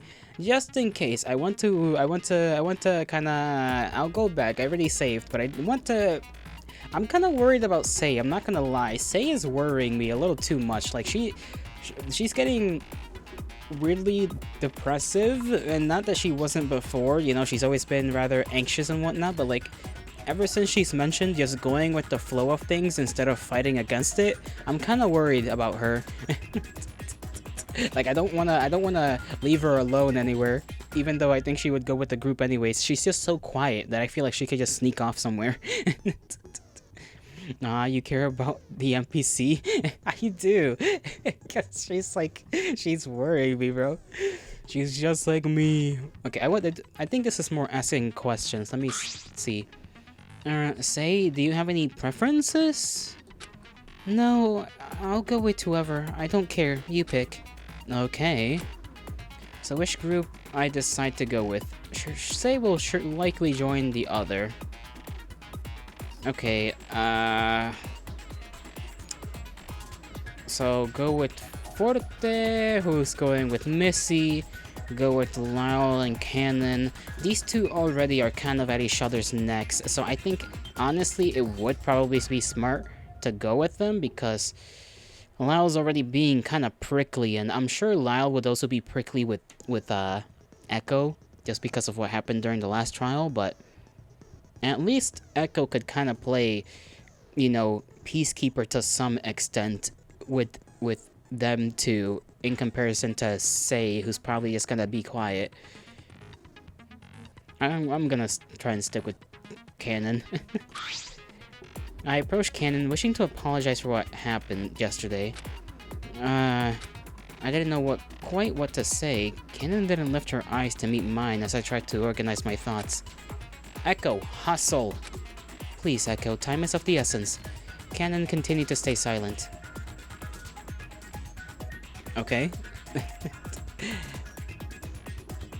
I think this is just us being able to... Why not let them kill each other? Because, like I said before, Lyle, we kind of need him. And Cannon, you know, just winds up in the right places at the wrong time. And that kind of lucky unluck is kind of needed. Let me talk to Forte. Let me talk to Lyle, I guess. Hurry, Echo, hurry it up, will you? I know. I just need some time to think. The worst action is inaction. We have to dig up this miserable place's secrets. If Lyle's patience wasn't already paper thin, I just applied a hydraulic press to atop it with my indecision. Okay, I guess... Why are they making us go through every single person? What do you think you'll find? Who's to say? I certainly don't know what to expect, but I'll do my best to assist Missy in her endeavors. No, I see. I'm not sure what I could offer to the investigation. Half of a memorable experience in the overall scheme. Don't fret. Don't fret if you can't lend a hand. Keep in mind simply the impact we have on other people. We're important to each other. No groups for me? I think it's just giving us, like, a little bit of insight for everybody, just so that we can make the final decision. Are you having trouble deciding? A little. I'm mostly worried about that something bad might happen. It's perfectly normal to feel fear. It means you're still human. Your senses haven't acclimated to the awful environment. Come on, you all. I'm being very generous right now. You don't want your opportunity to go to waste, do you? Time's a-wasting. Zero's taunting voice rung through the halls once more, his laugh crackling through the speakers. This feels like an important choice. Perhaps I should think carefully. I guess this is the actual breaking point, eh? I think I will go with Puzzle Man.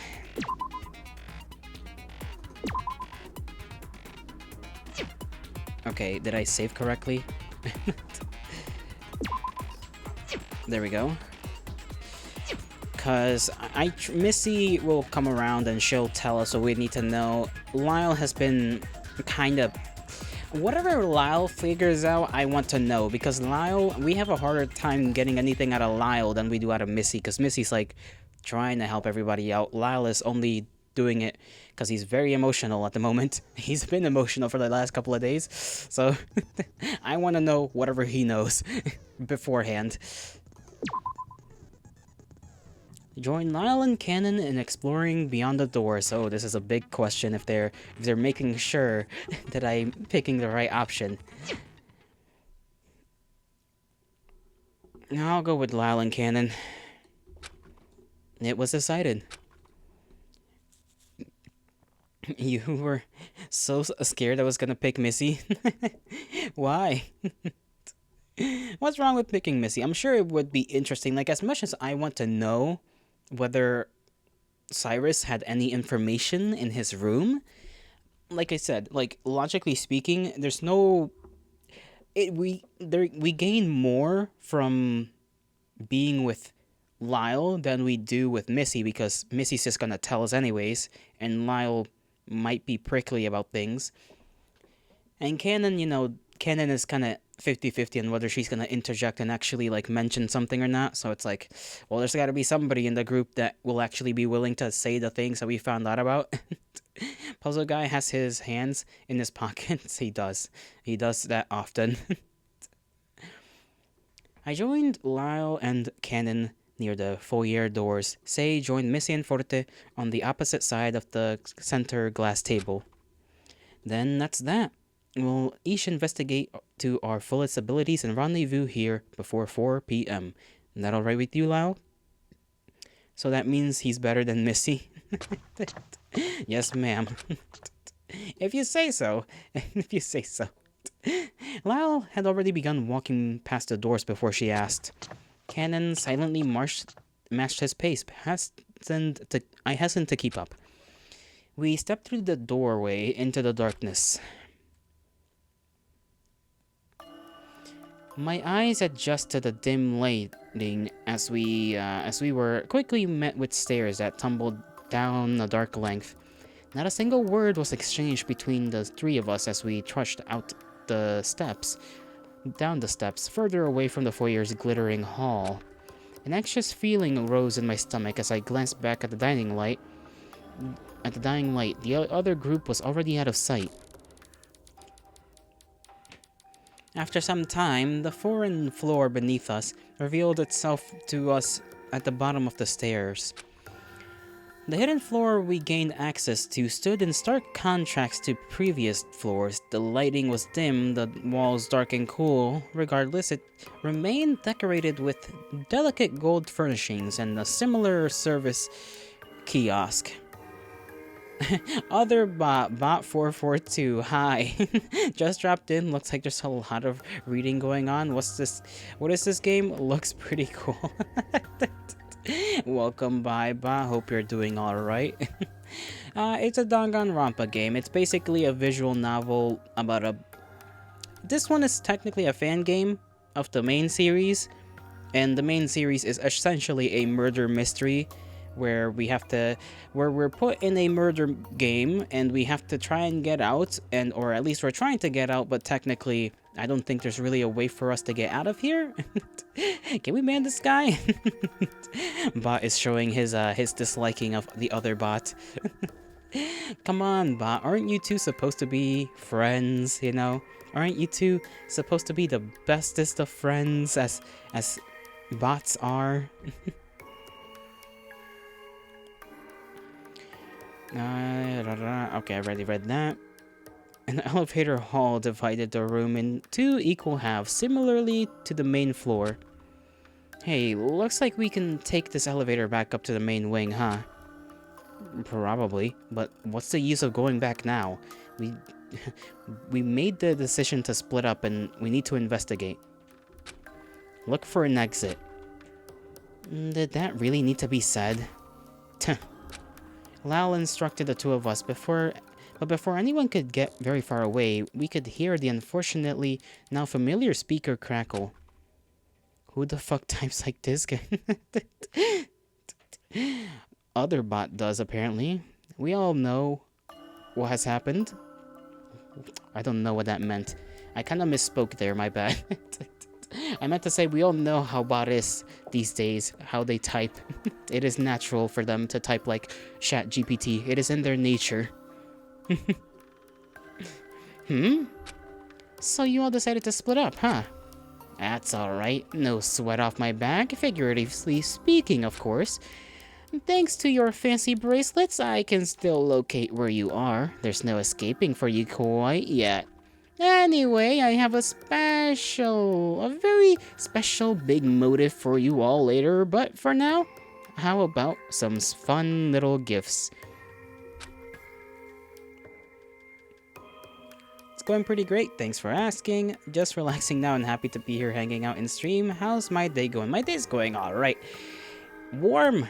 It's warm. The beginning of stream was very jittery, very stuttery, because bandwidth issues sometimes happen like that for the first 30 minutes of stream, but we've been fine so far after that. And I've had to remember what has happened because I don't play this game often enough to have it all lined up in my memory in a consecutive and neatly ordered fashion. But I remember most of the things that have happened. So we're doing quite well. We're doing quite well. I slept pretty good too after I had my tea this morning. I slept in the morning, yes, because I didn't sleep at night. I hurt my I hurt some muscle. I don't even know how to describe. I don't even know what this muscle is. It's just some muscle that's at the bottom part of my left shoulder blade.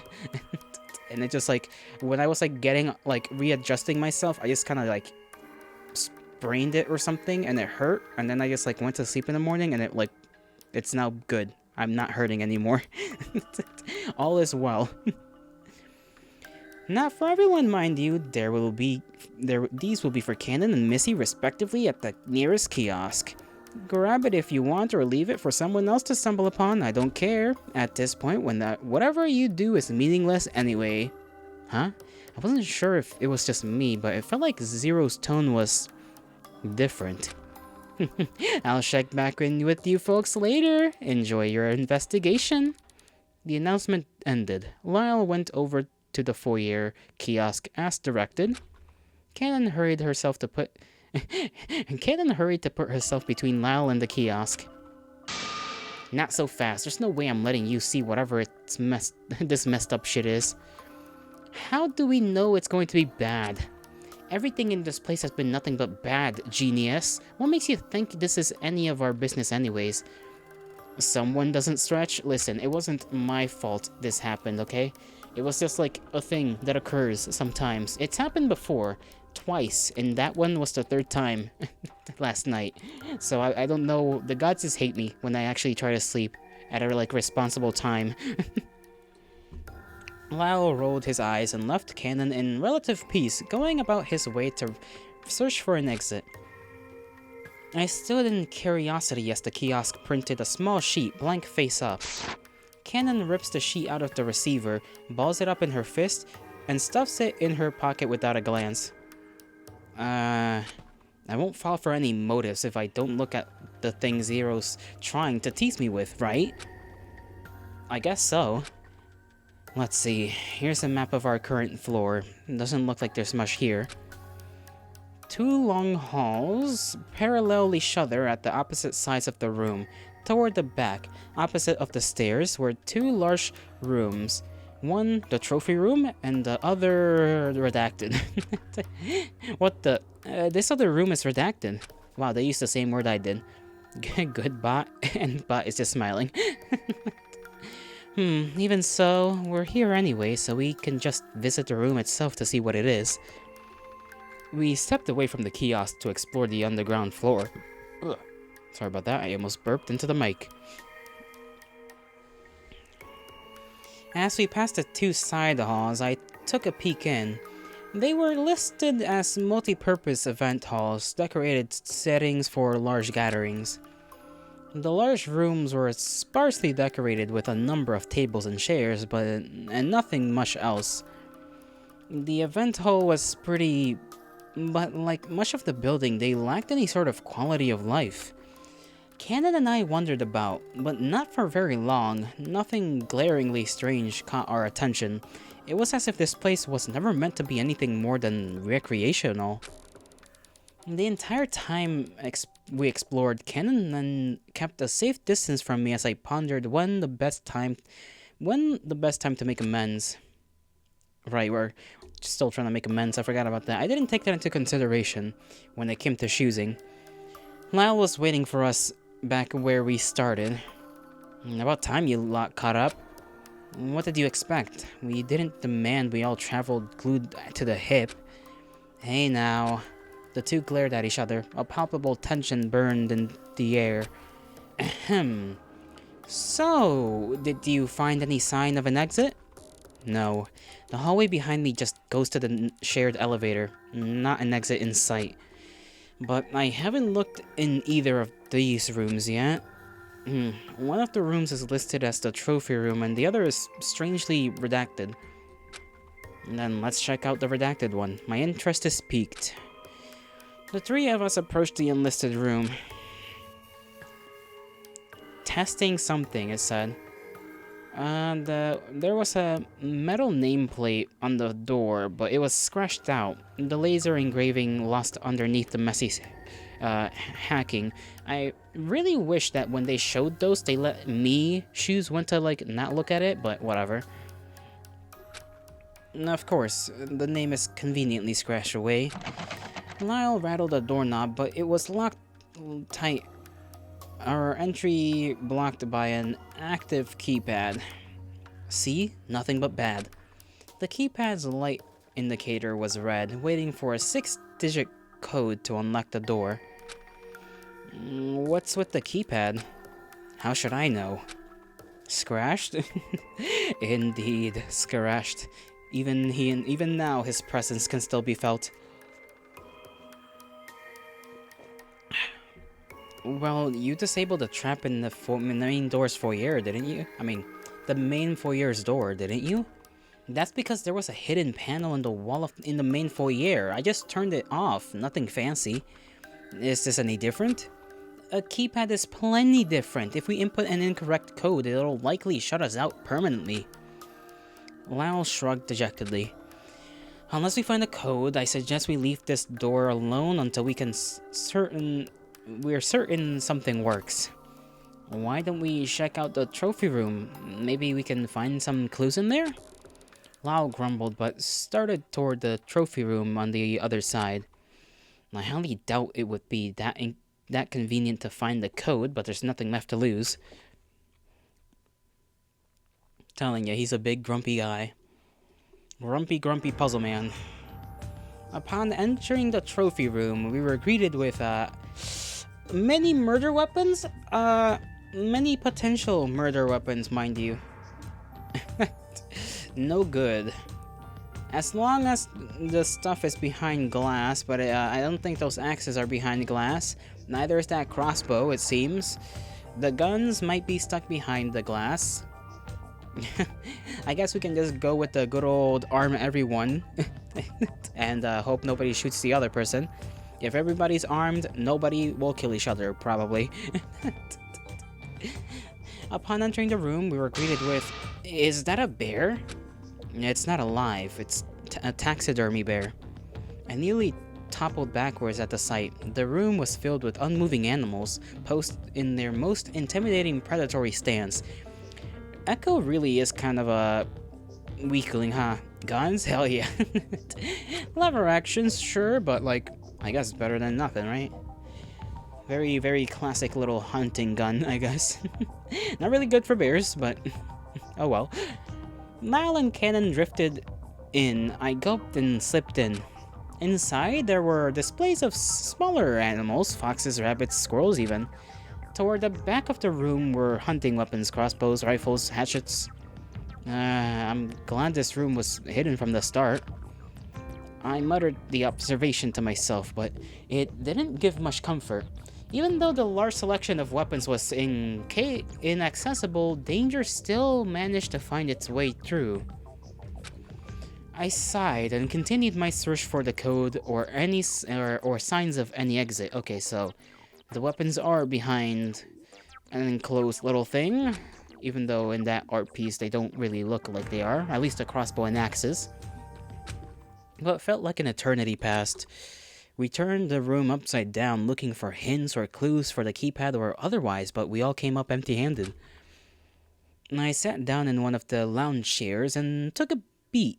Searching and searching to no avail only proved to load more exhaustion on my already tense shoulders.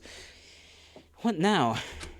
I mumbled to myself as Lyle and Cannon were just as aimlessly idling in the trophy room, their empty eyes falling on the miscellaneous decor.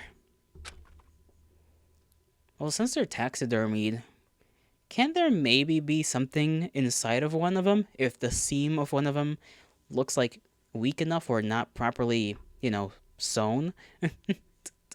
Maybe there's like something inside one of the taxidermy things. I don't know. That's what I check for, anyways. A crackling of static in the air stifled the brief repose we found ourselves in, reminding us that we were still in the midst of the game's encompassing of shroud. Hey, just checking in with you all, having fun exploring the new digs? I bet you are. I have 2 more fun little gifts for you. Forte, for you folks. Forte and Say. And no gift for me? Unfortunate. And I guess technically for who's left? Why is there a song? There is solo Mang's song for the former, and for the latter? Nothing. You're kind of insignificant, so such a gift suits the person, yeah? Rude. Enjoy this weird tune if you can. It's all in German, so it's nonsense to me. Zero's voice dropped out and the tune carried on softly. A gentle, haunting piano accompanying the droning, gentle vocals. I couldn't comprehend what was being said, but the atmosphere the song created was unnerving. Of course, German. Wait, both the gifts were directed to Forte and Say? But they're in a group together. Missy and Cannons were given individually. Zero even said it didn't matter that we were split into groups. So? Okay, so there's one in theory for Lyle and one for us. Lyle's voice from across the trophy room startled me. So nothing. I was just wondering out loud why that was the case. It's more than likely he knows something we don't. Well, I hope they're okay then. All 3 of them receiving something strange is kind of worrisome. I trailed off, watching Lyle pace up and down restlessly. I wasn't sure if it was just a silence between us, but it sounded like the music was getting louder. Every day a German child is birthed. Someone called you? It's you. That's it. That's all you had to say about this? Yeah, it's you. Are you okay? I'm leaving. No, Scratch. I didn't mean it like that. I just meant it in a slightly esoteric fashion. It's okay. It's okay. You can stay. You can hear the German music playing in the background. You can't even spell esoteric. I literally did this morning when you and Mr. Drawing Man were talking. I told him to perform something about esoteric somethings. I don't know.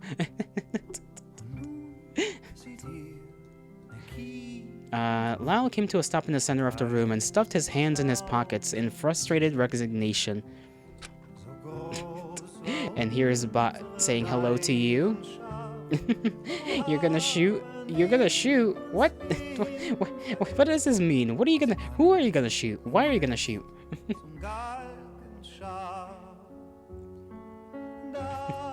Damn it, this is ridiculous. Zero commanded we test our strength by opening the stupid door just so we can make a mess of the trophy room? This whole game it reeks of inanity. Nothing is connecting, nothing makes sense.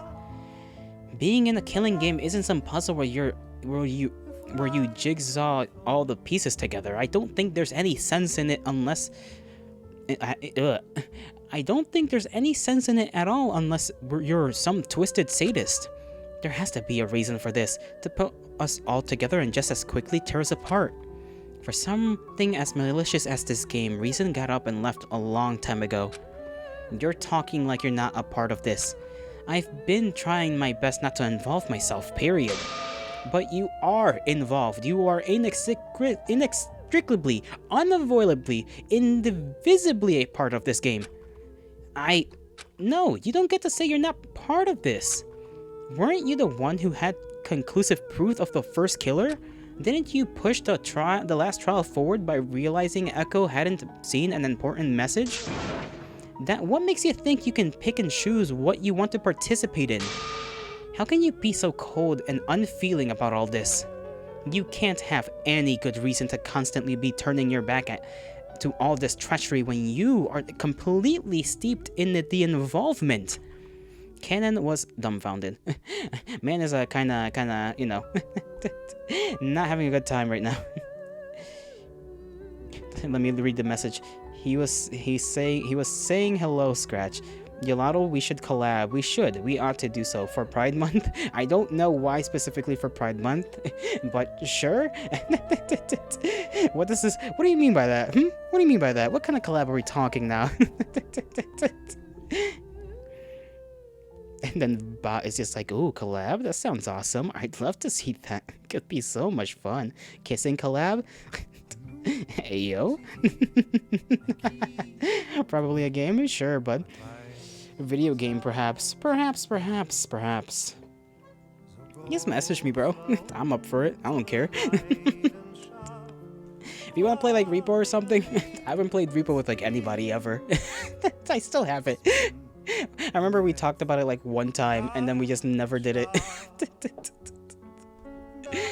Canon was dumbfounded. They updated Lethal Company? True! We could do that as well. Shut up, Lyle. Canon was shaken. Anyway, yeah, you'll talk to me off stream? Sure thing, bud. I'll await your message. At this point, the music had grown into an echoing drone, the murmur of the piano keys striking something fearful in my heart. Go play your baby games? Not even a shooter? Come on, how could you? You haven't played a shooter since like months. What are you talking about, bro? You're a grown-ass man. How could you not play Call of Duty? Mo, now that you mentioned Call of Duty, that reminds me. Windagoon has made a 4 and 40 something minute long video on the Modern Warfare series, the original one. Yeah, Wendigoon. I'm probably gonna end up watching that after this. Wow, that was said dude booty. Shush, I'm trying to read. Lyle and I stepped back. Tension in the air was heavy as Cannon's biting glare commanded all our attention. Who do you think you are? Cannon's voice was a low growl. Her eyes were mixed with a stifling, chilling torment. Cannon. I tried to shake out something, anything to her, to quench her invisible fury, but my throat was dry. She darted toward the back of the room, and at that point oh. Clunk. The lights went out. What the... Ah! Lyle? His voice cried out with agony. I tried to follow the voice, but it was pitch black. I couldn't see a thing and lost my footing in the rich darkness. What's going on? Static popped in and out of the speaker before any announcement could be made. Ow. That hopefully wasn't a crunch on us. Okay, we have been indeed crunched. I felt my back splitting in two. A fiery pain unlike any tore my skin, dug through my muscles and split my bones. No bueno. Mute your fucking Discord? Well, maybe don't do that. I don't know how to do that. I muted my Discord, okay? I just didn't mute it for, like, direct messages. I don't know how to do that. Stop messaging me! you bastard! Hold on, how do I do this?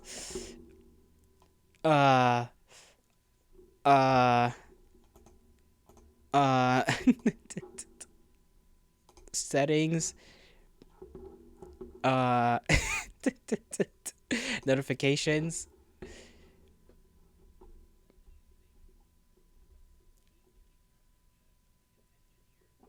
Would sound spam if someone...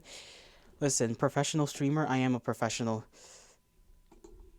I just don't know how to do things, okay? I'm a little bit of a boomer, I'm not gonna lie. I don't know how to fucking do this. Listen, we can just pretend that didn't happen. Speaking of which, I gotta freaking, like, piss, so I'll be right back.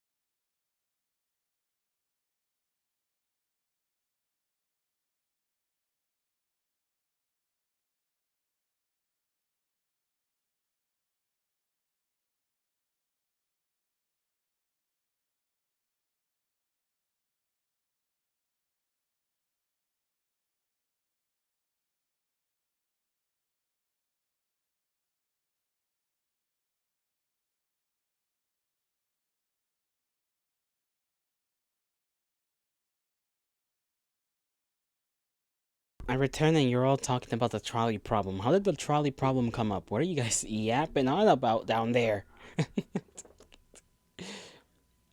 We can hear you pissing. You wish you could. You wish you could. You would like that, wouldn't you?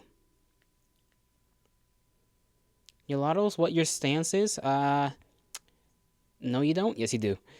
The way you talk scares me. It is a little bit convincing. That is true. My stance on the trolley problem.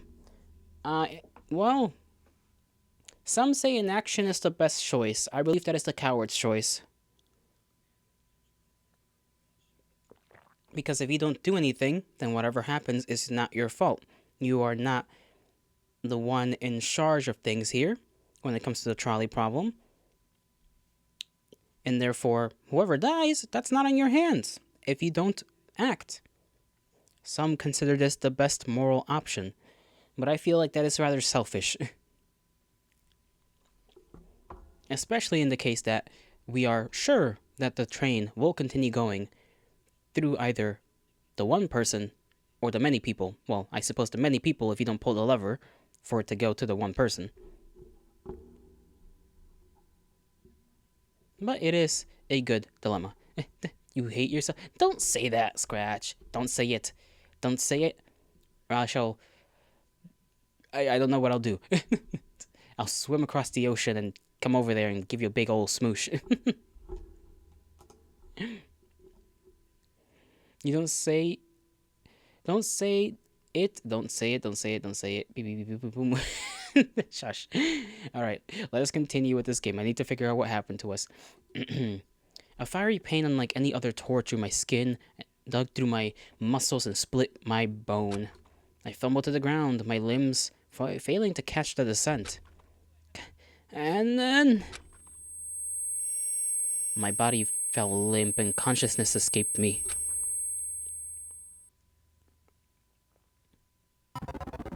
Damn. Well, we died. Canon Ota lost. Huh.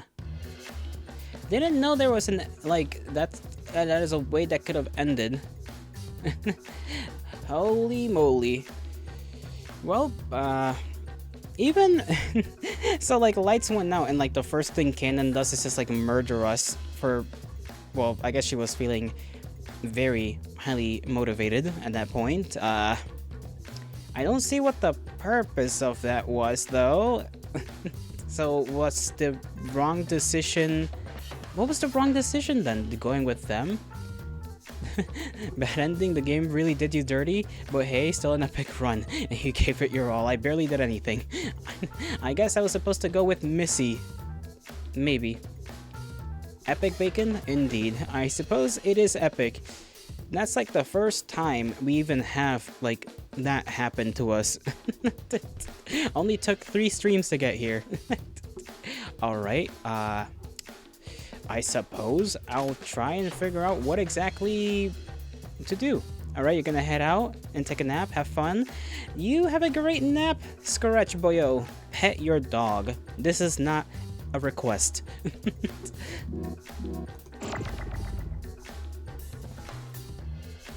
Okay, since traveling with these two is a death sentence. Don't tell me you sent another message, you dingus.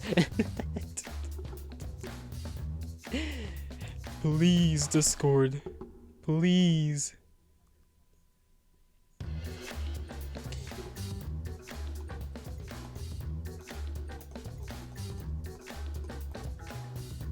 I don't know how to do this. How do I do this? How do I shut it up?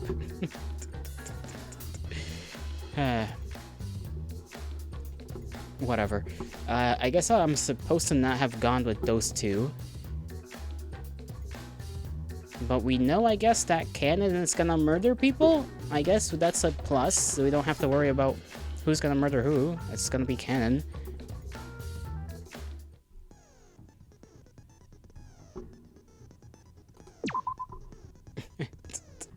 Like how that's just like what it is. It's like, oh yes, you're gonna get fucking murked for literally no reason. She just gets pissy and decides to murder everyone. Join Missy and Forte, I guess. We don't want to die. Now I'll go with Missy and Forte. And here, that's what I get for making illogical, sound decisions. It's just death. I don't like it when games do that, but sure. Let's just go ahead with this. I joined Missy and Forte on the opposite side of the center glass table. Say joined Lyle and Canon near the foyer doors. And that's that. We'll each investigate to our fullest abilities and rendezvous here before 4 p.m. That alright with you, Lyle? Yes, ma'am. Lyle had already begun walking past the doors before she asked. Canon silently matched his pace and Say scurried to catch up. As the three faded out of sight, I immediately began to feel uneasy. Is this okay, splitting up? Come now, Echo. A choice has been made. The general consensus was that we were to split up even if we wanted to comb the building in a timely manner. Yeah, sorry, I'm just a little worried. You should be, because Canon goes a little wacko. That was kind of out of nowhere. I don't get that ending very much at all. It's literally just, it's just Lyle and Canon get into argument, lights turn off, Canon murders us. What kind of ending is that? I couldn't shake the permanent hostility between Lyle and Canon's argument this morning. There was a crackle of static before Zero started speaking again. So y'all decided to split up, huh? That's alright, no sweat off my back, figuratively speaking, obviously. Thanks to your fancy bracelets, I'm still located where you are. There's no escaping if you're... There's no escaping for you quite yet. Anyway, I have a very special big motive for you all later, but for now, how about some fun little gifts? Not for everyone, mind you. These will be for Canon and Missy respectively at the nearest kiosk. Grab it if you want, or leave it for someone else to stumble upon. I don't care. At this point, whatever you do is meaningless anyway. Huh? I wasn't sure if it was just me but it felt like Zero's energy was different. I'll check back with you folks later. Enjoy your investigation. The announcement ended. Missy went over the foyer kiosk as directed. Similar to a victim report, the kiosk printed a small sheet blank face up. What is it? Don't feel pressure to share if it's unpleasant. To be frank, I'm only expecting unpleasant. Missy tore the small sheet from the printed feed and flipped it around. As if being beholden to her vexing gifts wasn't enough, I have this to remind me of this game's treachery. Okay, the picture of a target. And a picture, yeah. She showed us the front face of the sheep, a photograph of Darling drenched in blood. Now you're stuck here with Bubot. Bubot ain't that bad. You two are one of the same cloth, as they say. A mocking picture of her death. Missy spat the words as Forte and I took a quick look before turning our gaze away from the horrific sight. It's truly despicable. Missy stared at it a little longer before stowing the picture within her inner coat pocket. I like inner coat pockets. They're nice. Just saying, they're very nice to have. Wished that was more of a thing.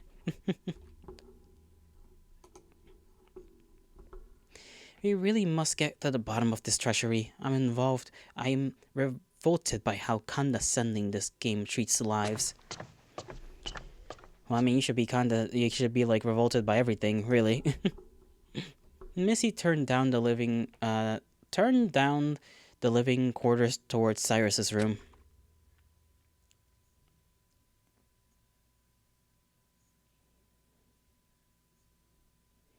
It didn't occur to me until we arrived at his store that we don't have a way in, do we? What do you mean? Isn't the door locked? Desperate times call for desperate measures, don't you think? Missy withdrew Darling's dagger and swiftly struck the doorknob off. Strong girl. I don't exactly have Cyrus's ID bracelet now, do I? I guess not. Missy inspected the borehole previously occupied by a doorknob and inserted the dagger, pulling the latch away from the jamb until the door clicked open. And there we are. Do you think this would be against the rules? It wasn't explicitly stated, however, if it were, I'll deal with the follow in the courtroom. Missy persisted. She opened the door and marched straight in. Terribly sorry for the intrusion. Forte stepped in and I trailed along behind him.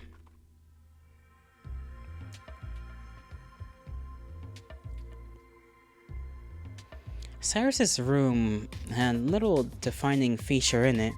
Similar to mine, Forte's and Ashley's in design. The only thing setting it apart was the set of manila file folders on a bedside table. It was only a hunch, but it seems I was right in presuming Cyrus had information about us. Missy fanned the folders across the bed and began her search. Here, grab a folder and see if you can find anything interesting about our situation. Forte helped himself to a folder and glanced at the first few pages before seating himself in a spare chair. Are we looking for anything specific? Anything at all, honestly. The more we know, the better. I picked up a folder at the bottom of the pile, sat cross-legged on the floor and opened the file. Confirmation information. Confidential information. I read that as confirmation information. I don't know why. I found floor plans for the building. There were some general blueprint diagrams, nothing I could really make sense of. Not that they really looked much different from the maps displayed on the kiosks. The only thing to note was a sheet stained with blood in the corner. Among the blueprints was a small booklet, and the title read Floor Plan Game L. On the inside page, 5 floors were listed in the index. Wait, 5 floors? From the top we have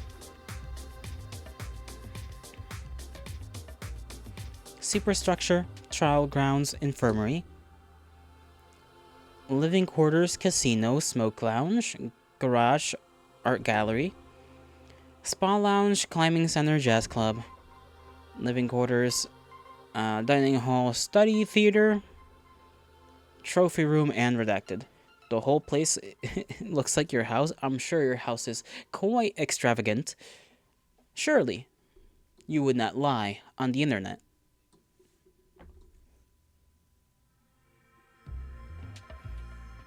The last door had 2 sections. One was the trophy room and the other was redacted. So Lyle, Cannon, and Say are probably visiting the trophy room on the floor below us. I started through the booklet and found basic information we already know. 442 just posted a hat. Just a hat. Simple hat. All floors have kiosks to communicate. Bracelets are used for identification. Active hours are from... nothing new yet. I flipped to the back, looking for the details about the 5th floor. Ripped out and there's blood. However, when I arrived toward the final pages, I noticed they were torn out. Whatever remained of the page stuck out from the binding in a near tear. I misread that somehow, but that's okay. I grumbled. Of course. A massive tear, I think it said. Of course, the details of the floor beneath us are conveniently gone. I stared at the back panel and noticed something odd. There seemed to be an imprint of writing pressed onto the back panel. It was barely visible, but in the right lighting, I could just make it out.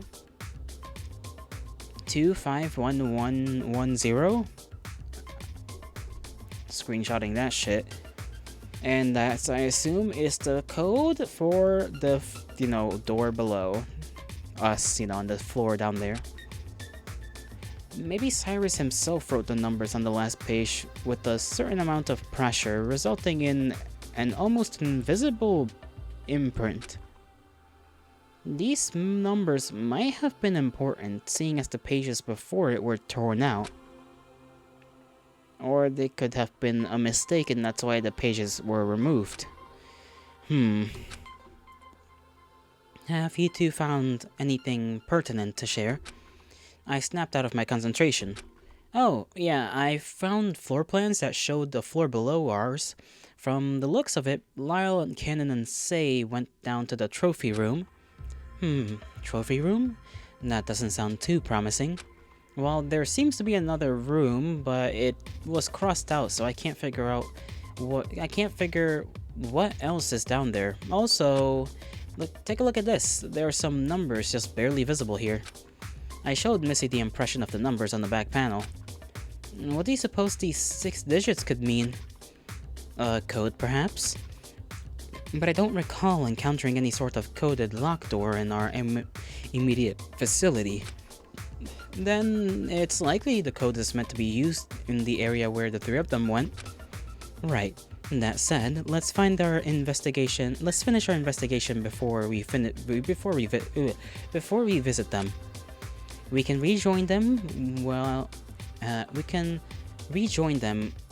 When we rejoin them, we'll see what discoveries they have to report and whether or not the code will be of use after all. I nodded and made a point to memorize the numbers before setting the booklet aside. Forte, did you find anything of note? I came across our class dossier, namely student profiles about each of us. Student profiles? Did you find anything about me? I was still wondering why exactly I was involved in this killing game since I didn't explicitly have a given ultimate talent. I've exhausted the files on hand and I didn't see your name anywhere. Oh, I see. I'm terribly sorry. I understand it's been bothersome to be here as an unexplained outlier. It's not your fault, Forte. I guess it's a coincidence. Although I did come across something useful. The student profiles have an immense amount of background details. Important figures, significant others, fears, or other miscellany. But other than Cyrus, no one present has any background involvement within the game. So all of us present are just victims of coincidence? It seems statistically improbable given our rare talent expertise. Yes and no. How shall I explain it? To start, as we are aware, the minimum requirement here was to be an ultimate student that received a letter of recognition from the Preservation Project.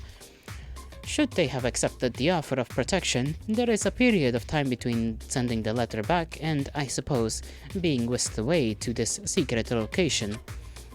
It seems in that period of time there was a sorting method to creating the class. Classes were to be composed of pairs of ultimate students. These pairs of ultimate students would have to be two people who were significantly involved in one way or another.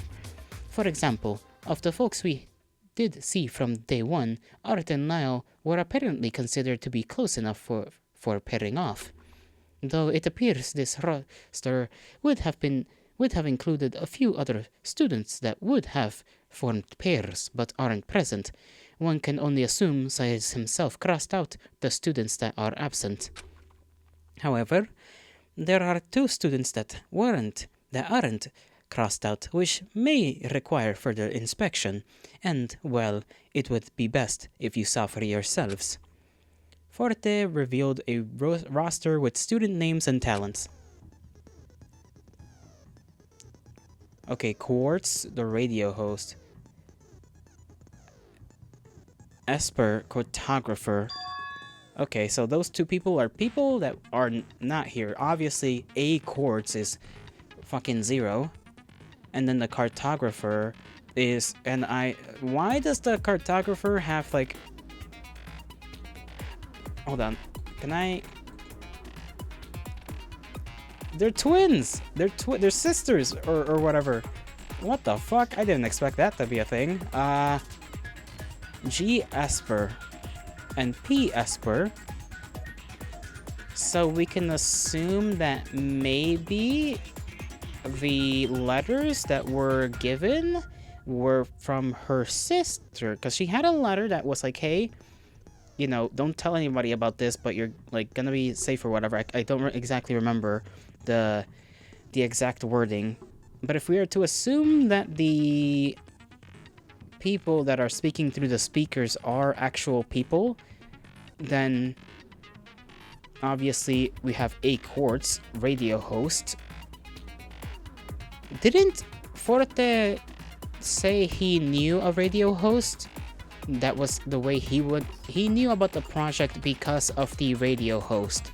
If this is the radio host who looks, you know, like 0, then I think there's a little bit of a problem here with him not saying anything about that, unless he just didn't know what the radio host looked like and just knew that the host of the radio was an ultimate student as well of some kind. And then there's the question of, you know, G Esper, and, you know, Pandora never mentioned having a sister, so this is odd. Whoa. There are 15 profiles shown on the roster. One next to Cyrus was clipped out, and 5 were crossed out with dark ink, bringing the total of student profiles visible to us 11. However, I wasn't on the roster, so it should have brought the number down to 9 since I was excluded. Peculiar. As you noted, there are 2 extra students we still have yet to encounter. Yes, they are listed as being in association with Sei and Pandora, from the looks of it. Does that mean they're also ultimate students? Okay, come on, you guys can't be serious about not knowing. Like, look at the fucking picture and tell me the radio host doesn't look like 0. Come on.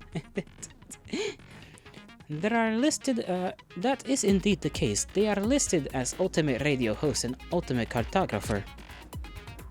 Ahi, Akihiko Quartz and Gaia Esper, respectively.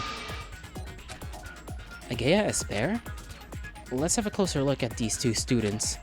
Miss C hastily moved aside the folders strewn across the bed and placed the student profiles up for Akihiko and Gaia Esper.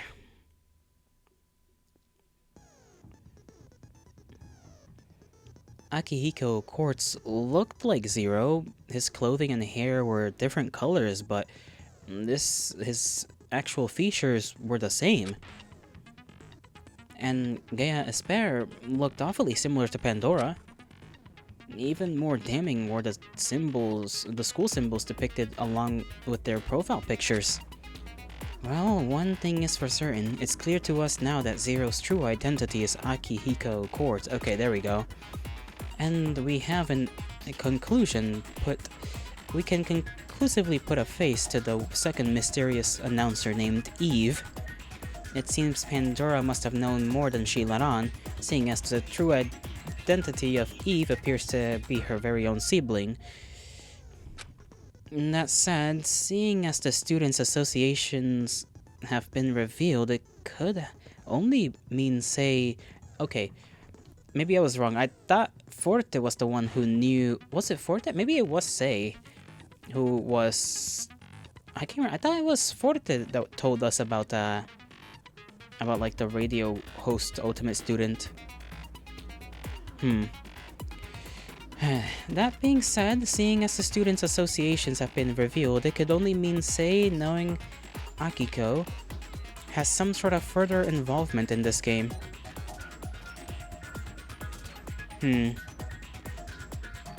Okay, so I'm assuming Sei's gonna get killed and we're not gonna be able to find anything more, which is why me going with Kennen and Lyle is like no good.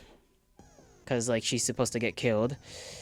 And I can also maybe make the logical leap that the person who gave the paper to... maybe not. I don't know.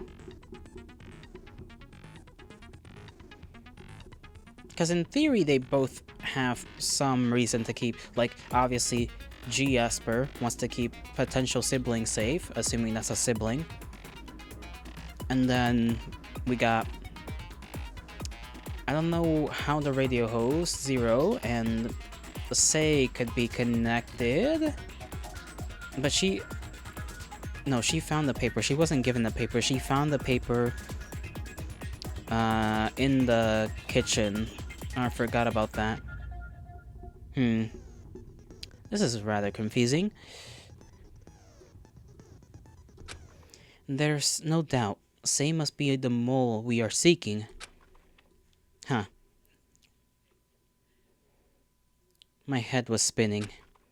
We were fooled from the start. Two people on the inside were connected to two entities administering this game. Shouldn't we confront Sei now that we know she might be up to something? Doing so could prove dangerous. I would like to watch her movements and to see what she's thinking. And as far as she's aware, she doesn't know we're onto her. It's difficult to determine what is going on in her mind. She speaks so little. Then I think we should check out Pandora's room. She might have something hidden in there since she's a part of this. Excellent idea. I'd still like to look over the rest of my files if you don't mind. I'll go with you, Echo. I'm curious to know what Art's notable gift was, if you would like to make the detour. I nodded and approached the exit. Oh, just a minute.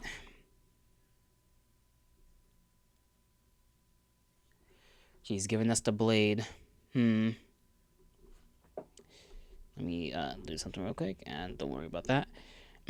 Missy gave the dagger to Forte. You can use the dagger to knock the door off like I did earlier.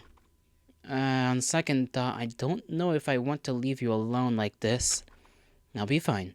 I still have the gun on my person. I don't want to resort to firing it, but seeing as our situation is becoming more contentious, it may not be my choice. I felt a shiver go up my spine. Missy was taking the situation much more seriously with a chillingly unfeeling demeanor. Understood. I will make haste in our investigation and return promptly.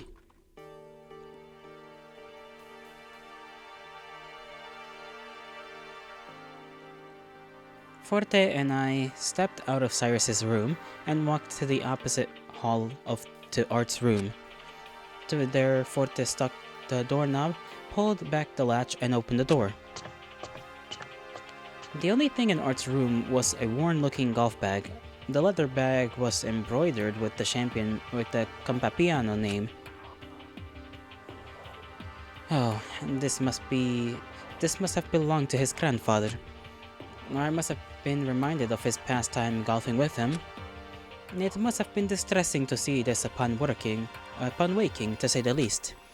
Forte let out a heavy sigh. It's unfortunate, but it explains its reaction to Pandora's question. And now knowing she might be involved, do you think she was goading him on? That would be quite masochistic, wouldn't it? And to what benefit, after all, she fell by his hand. That's true. Forte paused. Do you believe the flap of a butterfly's wings could cause a hurricane?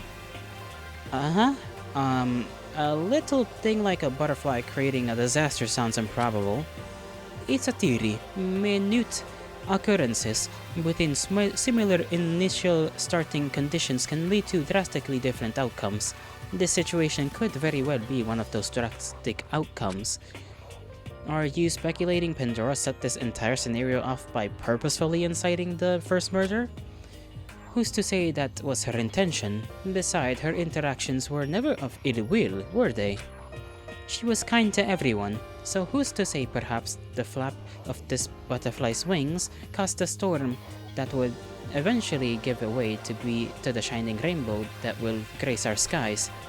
That's a pretty optimistic outlook. Looking forward to the eventual repose from this nightmare is all we have, isn't it? Eventual repose. I could only hope something like that would free us from the trappings of the storm. Though, why should we wait for something minuscule and out of control like the winds to dictate our fate? I'm keen on taking such matters into my own hands if needed be. I'm not sure I would know where to begin with such endeavor. Well, that's neither here nor there at the moment. Shall we move on to Pandora's room? Yeah, let's check it out.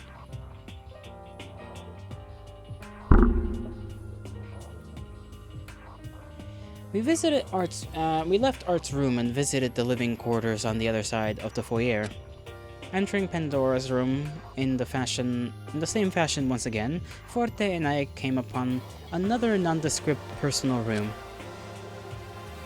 Only this time, there was nothing to be found in her room. Huh. Did Pandora not receive some kind of room gift? Perhaps because she was involved, there was no need? But say, has one, a creepy one at that. Yes, an ominous skull and bone statue. The two of us peeked into the dressers and were greeted with nothing but stationery and other miscellany. I don't like having to read that word. Miscellany. Just say miscellaneous stuff, please. Wait, what if she was doing what Canon did? Canon said she received the instant camera, right? And she's been clinging to it basically since the beginning of this whole predicament. That certainly wouldn't be out of question. Do you recall anything Pandora might have had that would be grounds for suspicions? Yeah.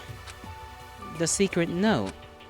She showed it to me just before nighttime on day 2. At first I thought something was fishy, that maybe she was hiding something, but I pressed my finger to my temple. I don't know, Pandora ended up suffering and the note fell into Lyle's hands. Maybe the secret note was her vexing gift, but if she were some kind of double agent, why would she nonchalantly share the note with me? Who can say? I sighed. The more we know, the better. I couldn't help but think the opposite. As we dug up more information, the more confused I became.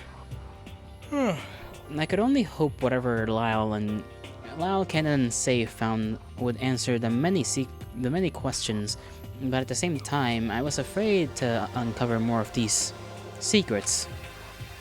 Let us return to Missy with our findings.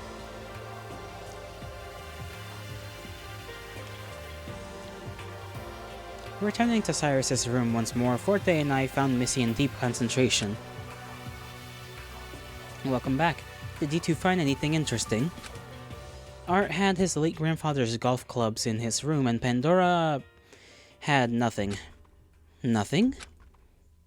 Echo speculates that perhaps the secret note mentioned in the first trial might be Pandora's room gift, and in the same fashion as Canon's instant camera. The room was empty. She would probably kept the note on her person or for safekeeping or something, but when she left it in the pantry on the third day, Lyle has been holding onto it since. We'll have to take a closer look at it when we rendezvous with Lyle. Missy returned her intense glower to the mess of documents. Anything new here? A disturbing amount of news, yes. Take a seat. Forte and I sat in the spare chairs and gave Missy our full attention. She sat in a momentary silence, a fierce gaze transfixed on the folders. I've been reading on a history of involvement.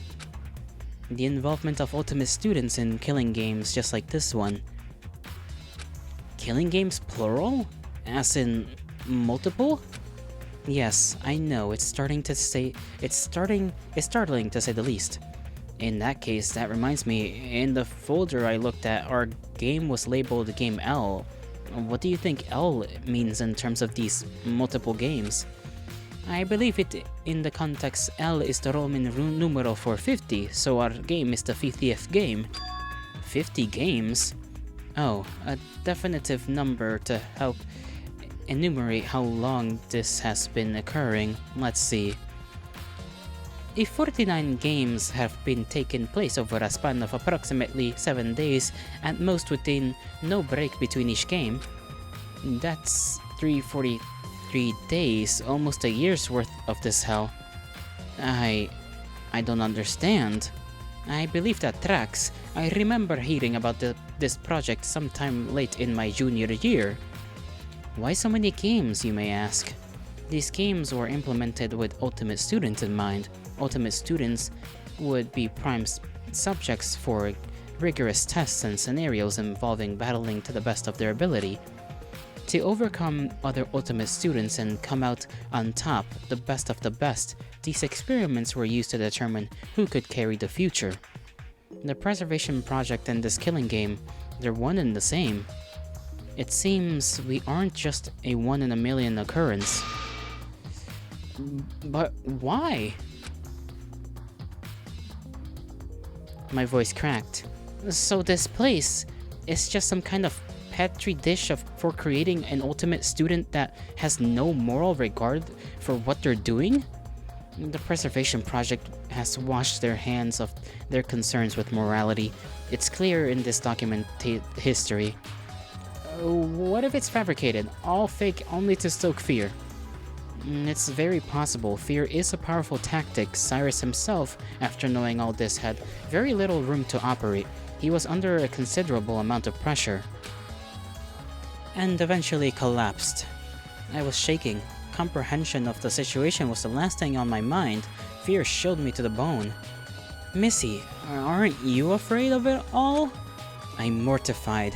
However, knowing the darkness that lurks behind malicious people's intentions is nothing new to me.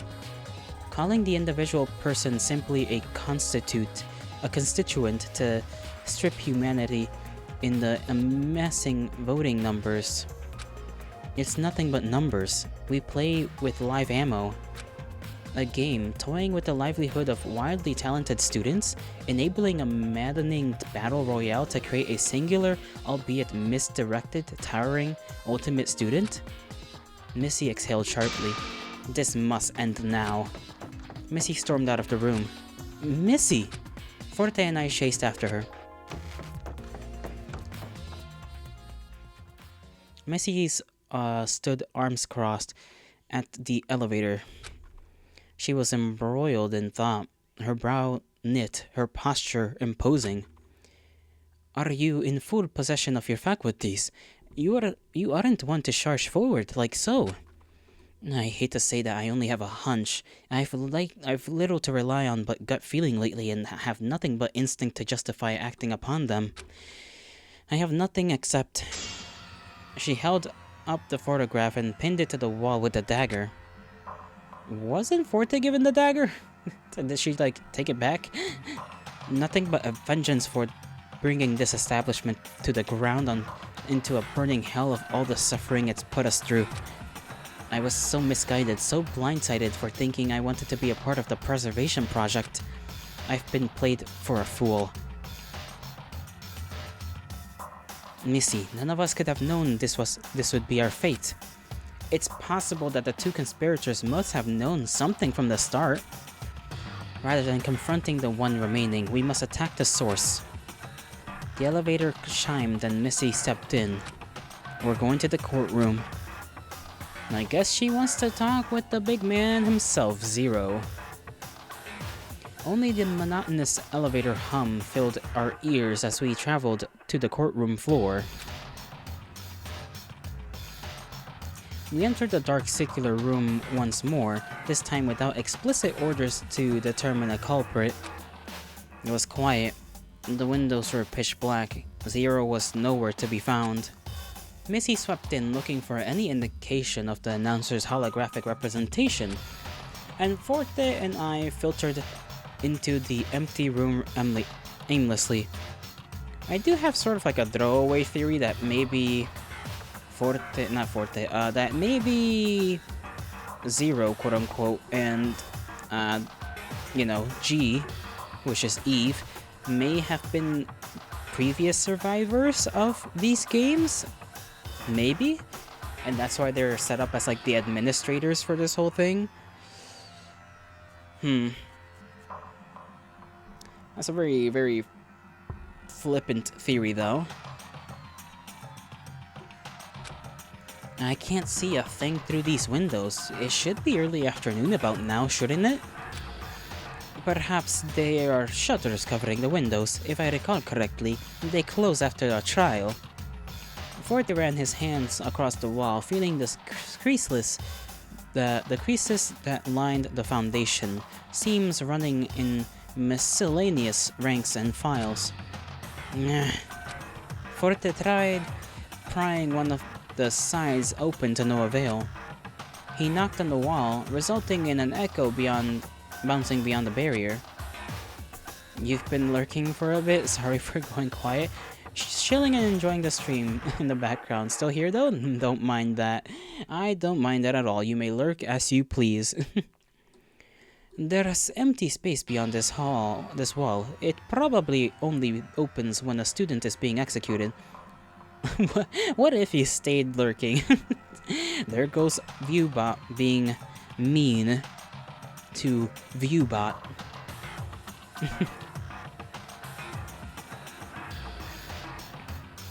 There's empty space beyond this wall. It probably only opens when a student is being executed. You think Zero's operator is hiding where executions take place? I gulped. It was not a sight I wanted to think about. I guess it would have been too easy to visit the courtroom after Zero encouraged us to investigate this area. Missy stepped out from the elevator again. It's okay if you it's okay if you're mean. You're both pretending to be bots. True. True and real. You may both wage war upon each other, brother against brother, or sister against sister, or sister against brother, or brother against sibling, or sister against sibling, or sibling against sibling. Many combinations here. Missy stepped out of the elevator again. Or from the. Oh, you know what this meant.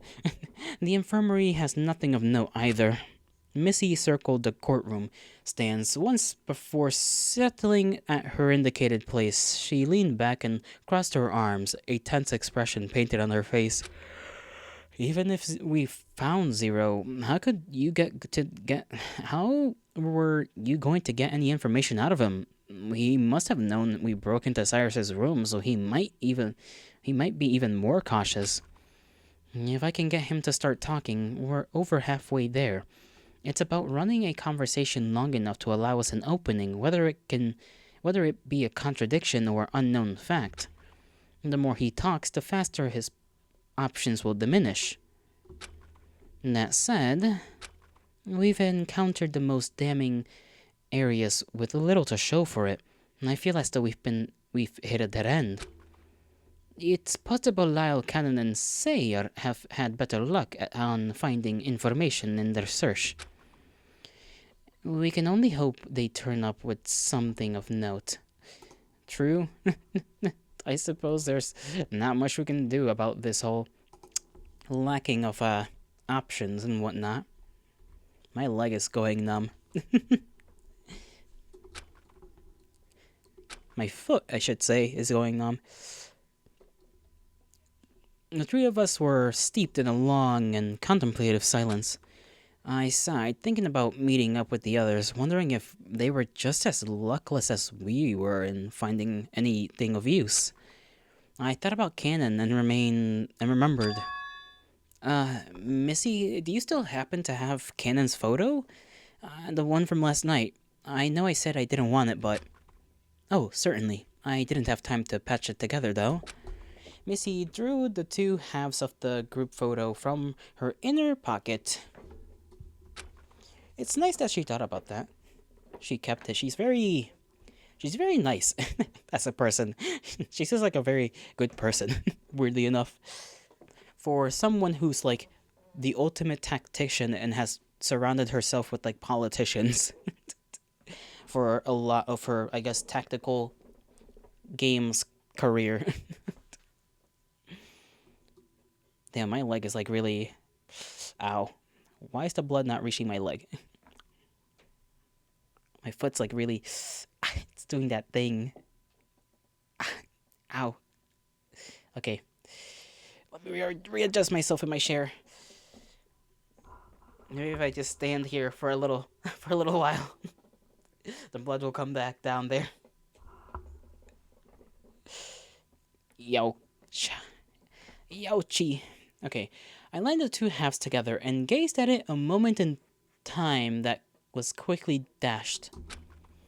It's okay, that's what you get for sitting like XQZ. I don't sit like XQZ, okay? I sat normally and my leg just started to like feel numb. Big difference. I awkwardly stole soft looks from Forte and Missy. They seemed to understand that I felt remorseful for what I had done.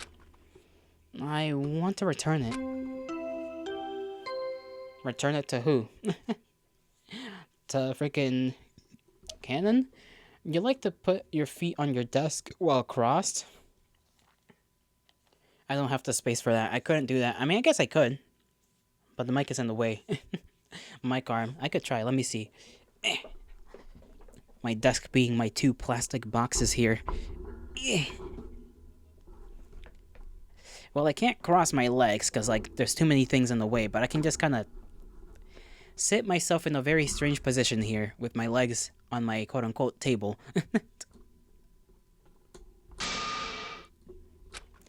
Our body has been discovered in the trophy room. No. Plastic boxes? Never mind. Jeez. Listen, like, my setup is all kinds of weird, okay? Like, my monitor is literally my fucking big-ass TV, and it's on my, like, dresser, right? On my little drawer, yeah, it's a drawer.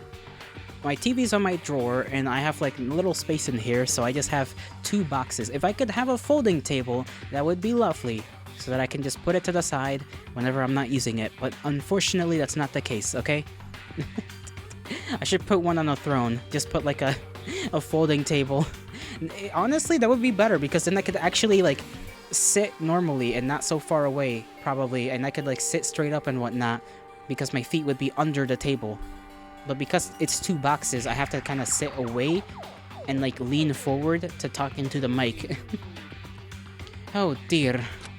Quickly. You're not hating? We'll have to start somewhere. That we do, buddy. That we do. They rushed back into the elevator, hurriedly clicking the button for the foyer. The floor light chimed. The door slid open after what felt like an eternity, and we were greeted with a bloody sight. Okay, Cannon's dead as hell. Okay, so... cool. So if we go down there, Cannon ends up killing us. But if we're not there, Cannon's dead as hell. Okay.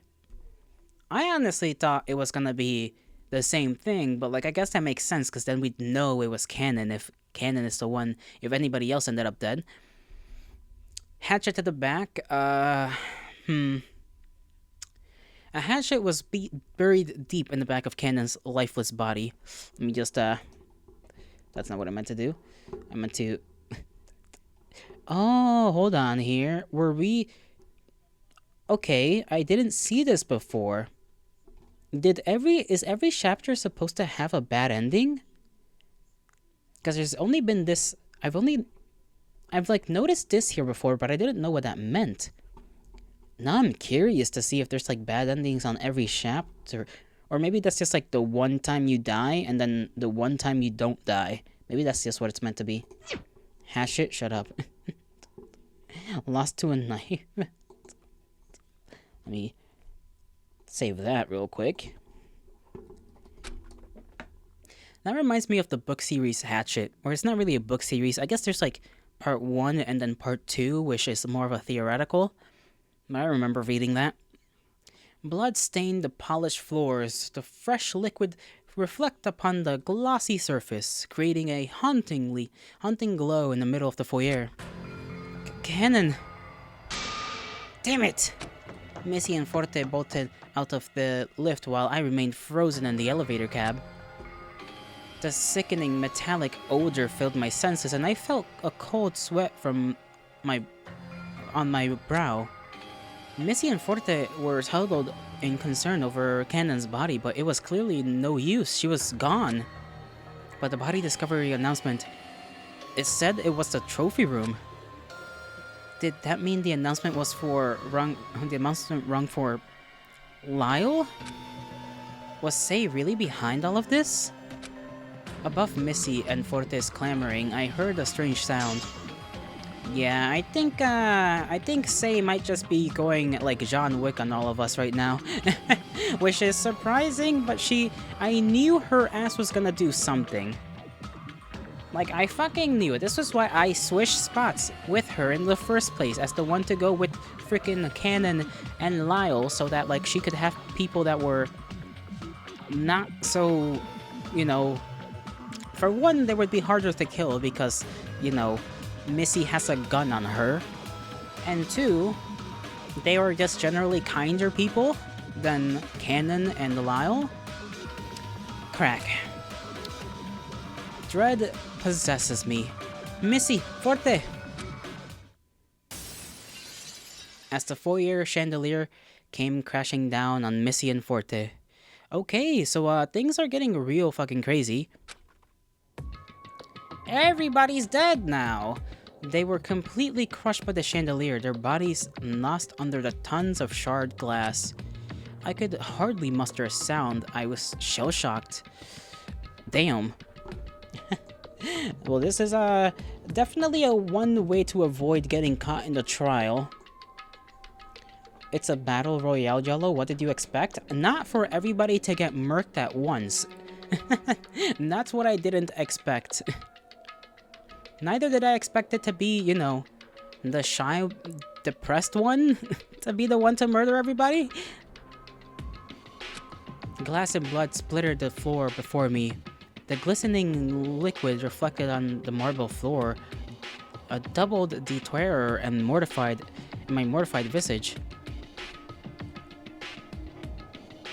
Okay, 442, whatever you say.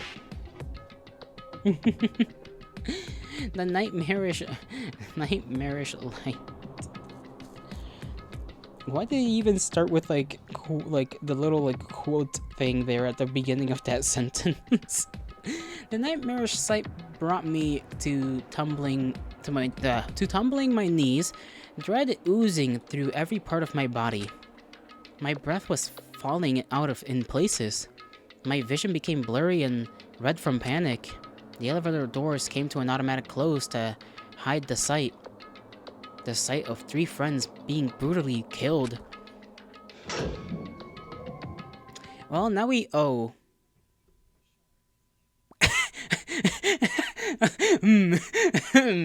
I wonder who this could be. Just another save right here.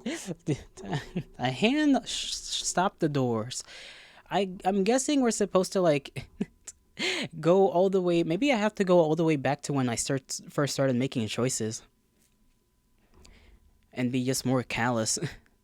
A hand stopped the doors. Ah! I felt a sharp impact compromise my bone. Cracks creaked through my system into blazing pain. Pre-killed, basically. She fucking pre-fired. Something was sticking out of my shoulder. It looked like a bolt. The heat from the pain, the chill from the terror. I felt heavy and weak. I couldn't lift my eyes to see who had attacked me. My whole body crumpled without a fight. My head knocked into the floor, causing me to see stars and...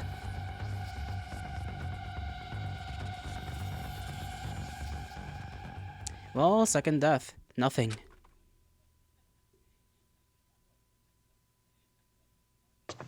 Unless we don't die? Hello? I mean, I guess she could think we're dead. I did it, right? That voice. Hello, Fig. You've come around at a very, very, very, very unfortunate time for everybody that was here. That voice. I followed the rules of this stupid killing game, so... Please, please, please let me out of here. Why? So you remember, like, Shy Girl Sai? So it turns out she, instead of, doing the things everybody else did when it came to killing, just decided to murk everybody. Straight up. I assume she killed, apparently, Lyle first at the downstairs, then murked freaking Cannon below the chandeliers with a hatchet. Missy and Forte went to, like, go check up on her, right? And then the chandelier falls, and then Echo gets shot with a fucking bolt from a crossbow. So, who knew she was capable of, all of this chicanery? I did not expect her to be, like, skilled enough for this. But she apparently is.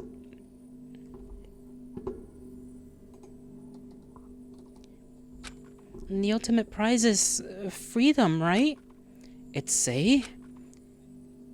Aki, please. I know it's your voice, so listen to mine and help me. The ultimate prize. Zero's voice. You don't want the ultimate prize.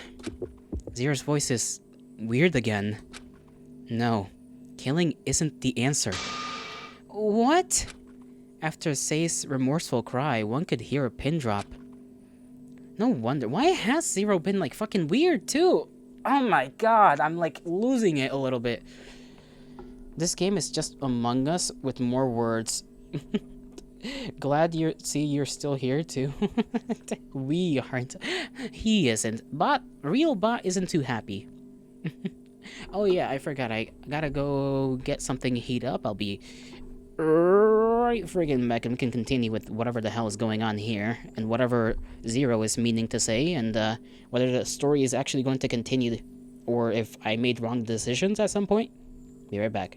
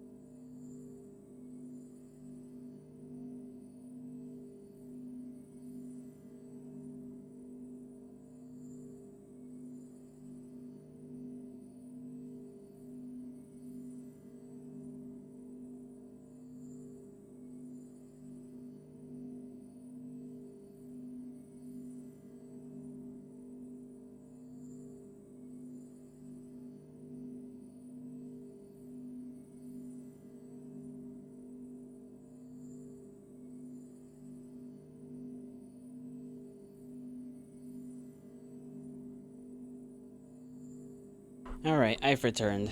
Now, I do remember a while ago I did say that if my suspicion of that if my suspicion of Sai was correct, and that she was somehow the freaking person that was the mole, that I was gonna be a little disappointed, and admittedly, I kinda am. Because it, like I said, kinda feels like it came out of nowhere. Like, we only found out anything about her potentially being the mole, kinda like there, just like at the end, like right about when all of this was gonna happen, which I feel is technically a little bit sheep, but whatever, you know? I would have liked, a trickle of evidence rather than just, boom, she is involved with this somehow, or at least know somebody that's involved in all of this. Welcome back, thank you, thank you. I could feel my heart struggling as my adrenaline rose. Killing isn't the answer? Then what were we doing here? This is wrong. It's all wrong. And it still doesn't answer why the hell Mr. Zero over here is like being weird. Okay, so second bad ending. We made some wrong decision somewhere, maybe?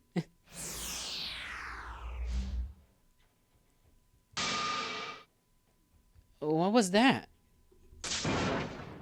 Come on, you all. I'm being very generous right now. You don't want your opportunity to go to waste, do you? She's the Bay Harbor Pusher. Yeah, and apparently we just like time traveled. Do we have that? What the fuck is going on? I'm so confused. What is going on right now? Why is it that we just like come back here to when this announcement is being made? Genuinely, what the fuck? Come on, you all. I'm being very generous right now. You don't want your opportunity to go to waste, do you? Hash slinging slasher. We're wasting. Time's a wasting. Zero's taunting voice rung through the halls once more. his laugh crackling through the speakers. This feels like an important choice. Perhaps I should think carefully. Motherfucker, what do you mean? I already made this choice. What do you mean I gotta think about it? I already made it. What the fuck? Okay, well, last time we went with them, I died. We went with them. Okay, I don't understand. Join the Twinkie group? What does that mean? What does that mean? First of all, that's a girl. Okay, so I guess we were supposed to go with this team and then we go with this one afterwards? That's so weird. This is so weird. I'm so confused. The guy in front, you mean? Yeah, him. Okay. I'm genuinely so fucking... This is like going... This is like going to places that I don't think I can comprehend. We're playing with like mental time travel. We're having an like... I was gonna say like an Eren Yeager moment, but that's not even this, because this is like different. This is potentially us changing the future. Okay, let's see if like this changes literally anything, because last time we went with them, we got the bad ending. But now we were brought back here after going with Missy, so I don't know, maybe something will change? And I felt a sense of deja vu, the announcement urging us to split up, to the importance of the decision. But everyone was alive? Does those horrible things actually happen, or did I just imagine it? Hey, come on, it's not that hard of a decision. Echo, we need to get moving. Yeah. And I couldn't begin to understand what happened when I went with Missy and Forte. Regardless, I didn't want to experience whatever that was again. Instead, I chose to go with Lyle and Cannon.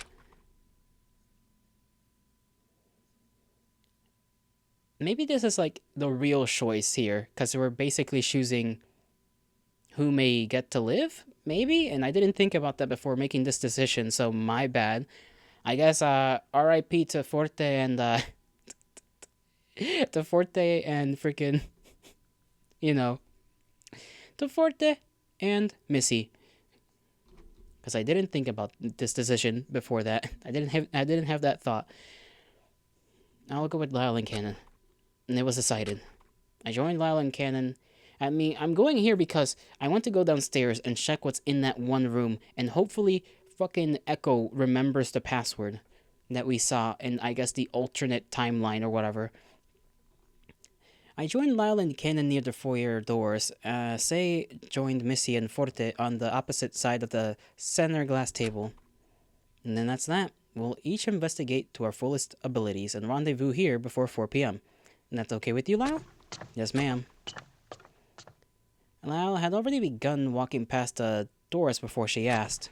Cannon silently matched his pace. I hastened to keep up. We stepped through the doorway into the darkness. But what was going on? And I rubbed my shoulder, reaching for the distant pain that haunted only my memory. I glanced back at the original group. Missy gave a small parting wave before turning down the hallway to her investigation with Forte and Say. It's like nothing happened. Hopefully they can defend themselves. I mean, you know, one of them has a gun and a dagger, so like, shit should be okay with them. I could only hope nothing awful happened here. My eyes adjusted to the dim lighting as we were quickly met with stares that tumbled down into the dark length. Not a single word was exchanged between the three of us as we trudged down the steps, further away from the foyer's glittering hall. An anxious feeling rose in my stomach as I glanced back at the dying light. The other group was already out of sight. After some time, the foreign floor beneath us revealed itself at the bottom of the stairs. The hidden floor gained access to in stark contrast to the previous floors. The lighting was dim, the walls dark and cool. Regardless, it remained decorated with delicate gold furnishings and a familiar service kiosk. This is the same text as last time we went here. when we first went here. An elevator hall divided the room into 2 equal halves, similarly to the main floor. Hey, looks like we can take the elevator back up to the main wing, huh? Probably, but what's the use of that going back now? We made the decision to split up and we need to investigate. Look for an exit. Did that really need to be said? Tuh. Halal instructed the 2 of us before anyone could get very far, we could hear the unfortunately now familiar speaker crackle. So you all decided to split up, huh? That's alright, no sweat off my back, figuratively speaking, obviously. Thanks to your fancy bracelet, I can locate where you all are. There's no escaping for you quite yet. Anyway, I have a very special big motive for you all later. But for now, how about some fun little gifts?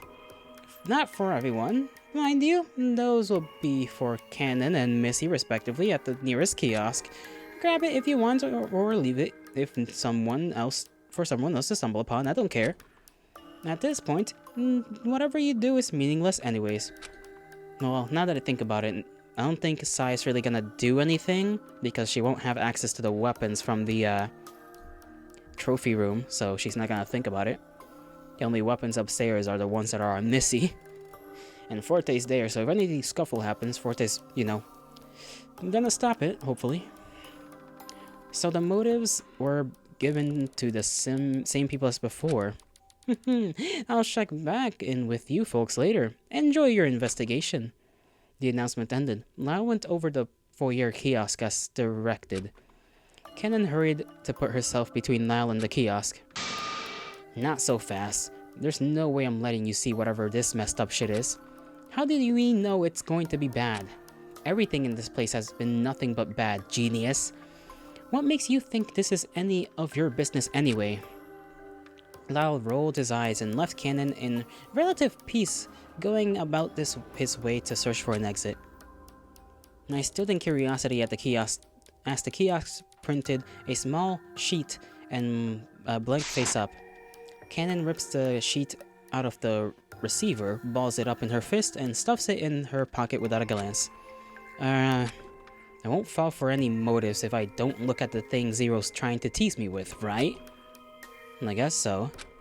If it were anything like Missy's motive, it was likely to be just as disturbing. Let's see, here's a map of the current floor. It doesn't look like there's much here. 2 long halls paralleled each other at the opposite sides of the room. Toward the back opposite of the stairs were 2 larger rooms, one the trophy room, and the other... The map of this floor looked the same as the blueprints I saw when I went with Missy and Forte. The other room was still redacted.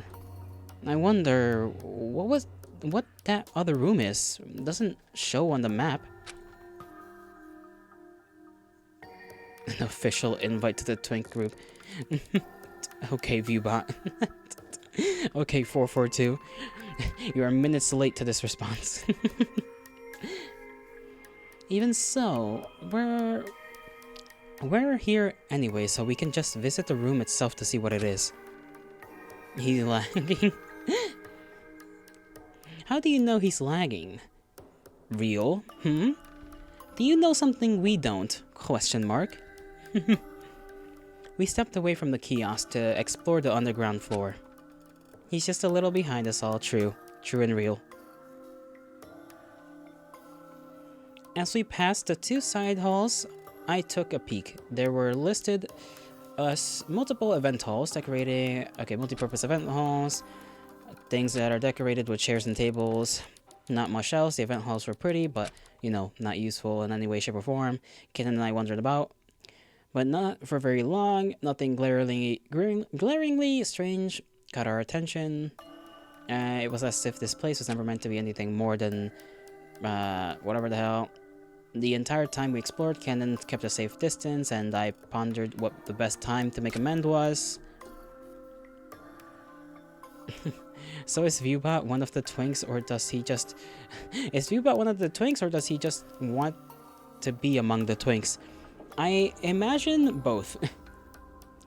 Lyle was waiting for us back where we started. About time you lot caught up. What did you expect? You didn't demand we all travel glued to the hip. Hey now. The two glared at each other. The palpable tension burned in the air.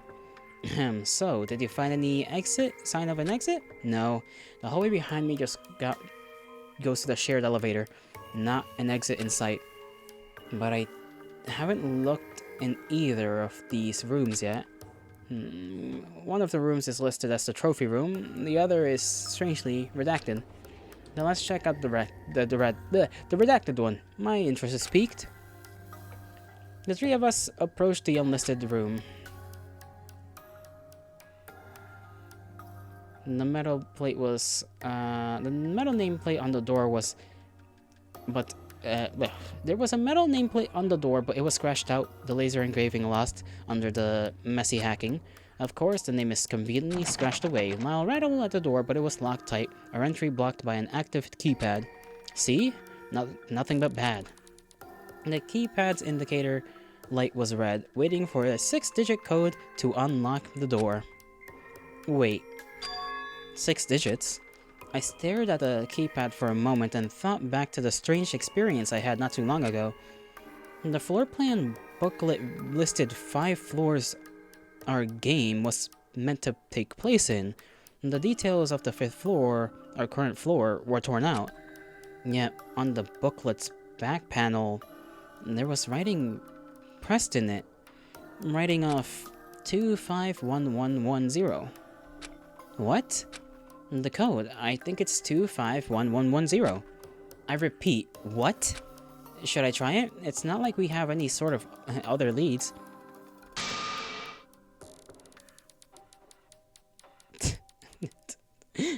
"442" says like I might be Twink adjacent. Are you nuts? No! Why not?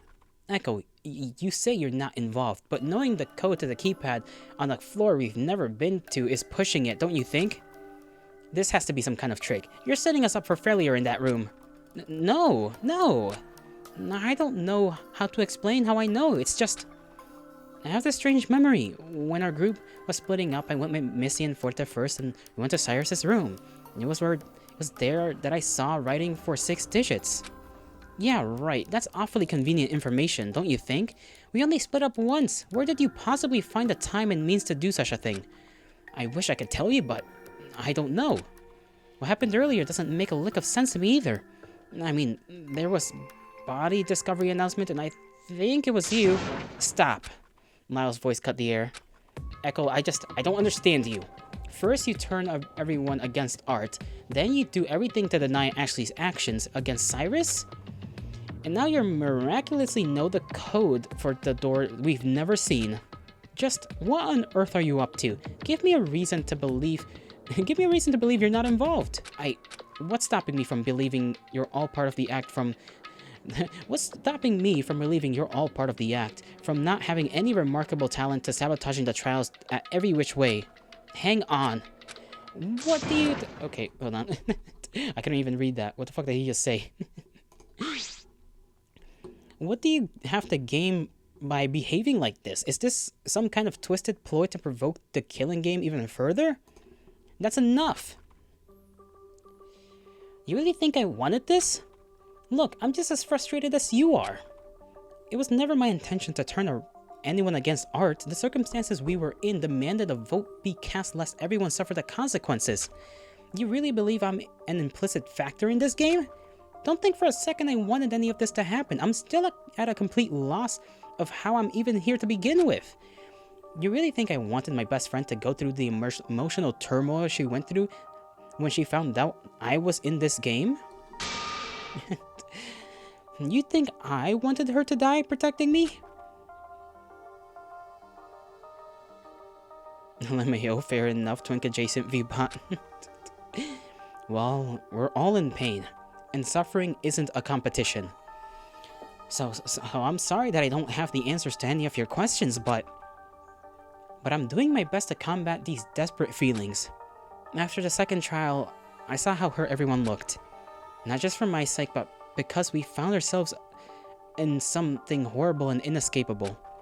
I never asked for this ultimate student nonsense. And maybe it was selfish to want to protect Ashley, but what did you expect? You wanted to protect Art, didn't you? Arguing like this isn't going to solve anything. And I don't even know if the code will work, much less know what's in the room to begin with. And I don't expect you to trust me with this, but it's the only thing we have at the moment. And I'll let out a defeated sigh. I'm sorry too.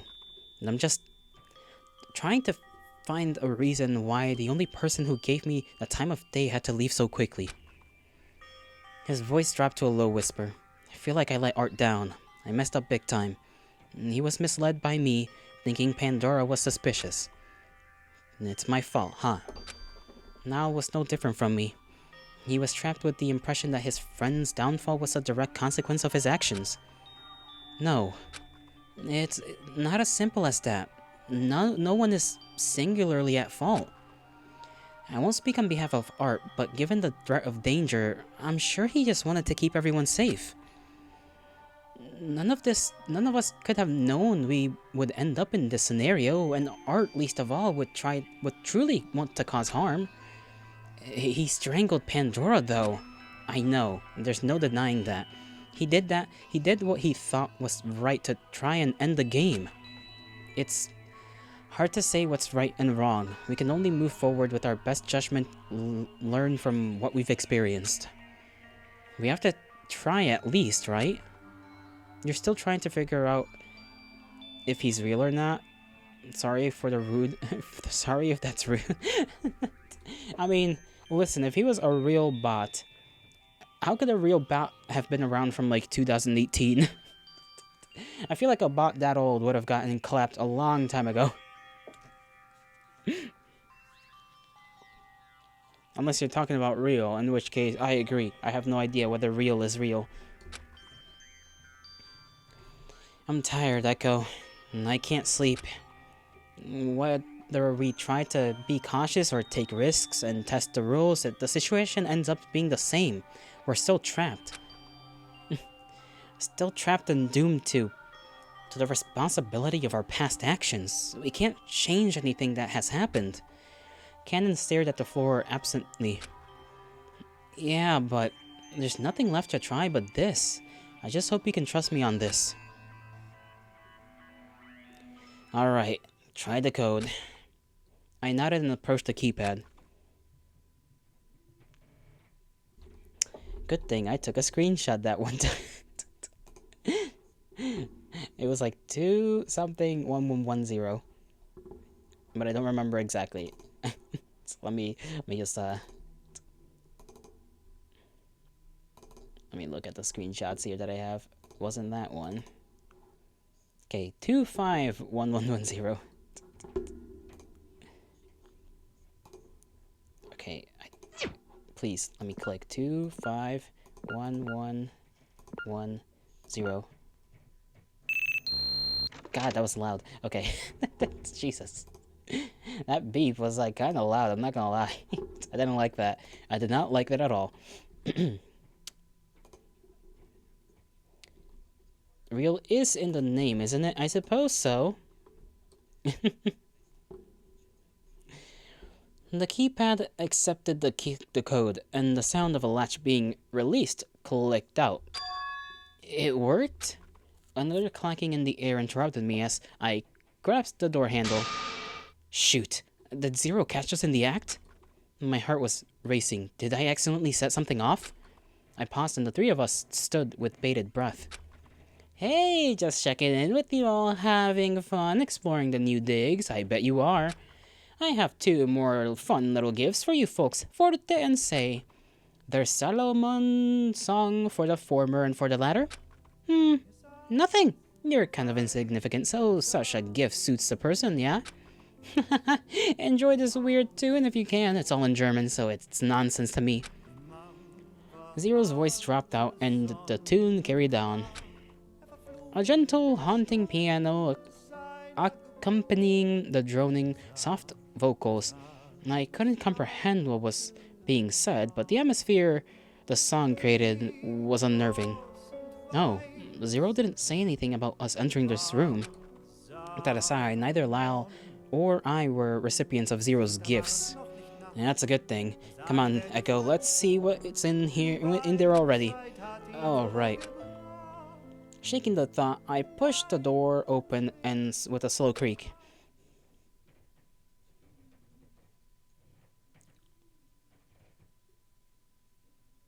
Upon shutting the door, the ominous song ceased its crooning within the room. We found ourselves in a hexagonal, eerie room with full-length capsule-like objects creating the centerpiece. Standing workstations lined the walls, corresponding to the capsule's objects on each wall. Miscellaneous monitors and controls filled each station, or each section. Oh, what is this place? You gotta go watch a movie with the homies now, but love you. Hope you all have fun. Bye, Fig. Have a great time with the movie. Kiss the homies and all that good stuff. Just kidding. Watch the movie, have fun. Bye-bye. Thank you for stopping by. I appreciate it truly. If I had to guess, considering our killing game scenario, one could say there ought to be a cold room to store bodies. You think this is where they are? Well, it would make sense since this place was hidden behind layers of precautionary security, though it's not a very conventional design if that's the case. Viewbot's probably loading. We don't have to wait for his response.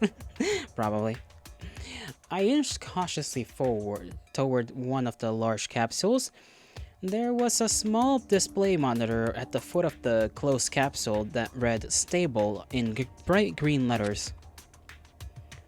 Spotting a small viewing window at the head of the capsule, I made my way over and peeked in. Oh, that's G Esper. Don't worry, you'll stay in the stream so that he's got more views. Yes! Yes! I would say this is artificial. This is like manual viewbotting. Actual viewbot right here. Manual viewbotting of my stream. Continue this work. W viewbot. Gasp. I staggered back at the sight. I recall seeing this person's visage when I was with Missy and Forte. What is it? Lyle ran to the window. Standing at the opposite side of me, his eyes widened. Is that Pandora? The document says otherwise. Same last name though. Cannon was holding a medical chart that was hanging near the stable indicator. It's her. My voice was barely a whisper. I stared at her, my vision twisted as I felt my heart racing. The other announcer Forte had discovered, along with Zero's true identity. The other announcer behind the killing game was right in front of me. Lau paused and took a closer look at the person in the capsule. He took out the secret note he had been holding onto and inspected it further.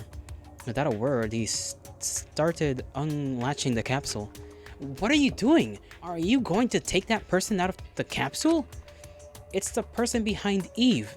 There's a pin on her shawl that looks just like the Eve announcer symbol and the symbol on the secret note. She could be dangerous. What if she attacks us or something? Whatever, there's 3 of us and only one of her. Stay alert. The final latch clicked and the cool air rushed out from the containment unit. We watched in awe as the glass automatically rose. She looked as if she were asleep, a steady, barely noticeable rise and fall of her chest indicating her shallow breath. Then her eyelids twitched. How? I don't know, but I'm taking a screenshot. Taking so many screenshots for this game. Her voice was hoarse but familiar. The formerly disembodied voice of Eve was now given a definite face. Does that mean Zero is in here too? She reached out, but before she could do anything, Lau stopped her. Hey, what are you doing? Please, I can't bear being in there a second longer, she murmured wearily as she struggled with enormous effort to pull herself up. Come on, Lyle, give her a hand. Lyle grumbled in dissatisfaction but helped anyway, guiding Eve out of her containment. I wonder if my theory is still, like, true about the fact that maybe each like person that's successful in these games is the announcer and therefore, I guess, put in these pods for some reason. So I guess they can communicate from the pods to those of us outside. I guess by controlling some kind of AI system. Lyle grumbled in dissatisfaction but helped anyway, guiding Eve out of her containment. She stumbled to the floor and completely fatigued. Something in French over there is blaring up. Are you okay? This part is terrifying. You got this, though. Deep breaths and don't let the jump scares win. I sure won't. 442, I sure won't. She could hardly shake out a response. Then I remembered. Here, if you're hungry. Reaching into my pocket, I offered her the jam Danish I had saved earlier. She generously accepted it, taking only a few bites before stopping altogether. Oh, Pandora, what have I done to you? A blank, somber stare glazed over her tearful eyes. You're Despairdespair, right? How did you know? I don't know how to explain. I still don't know how to reasonably describe the strange occurrence I had experienced earlier that caused me to know things I shouldn't. Wait, who's this? She's... It's okay. As Echo says, I am Despairdespair, Pandora's twin sister, who could have saved her. Twin sister?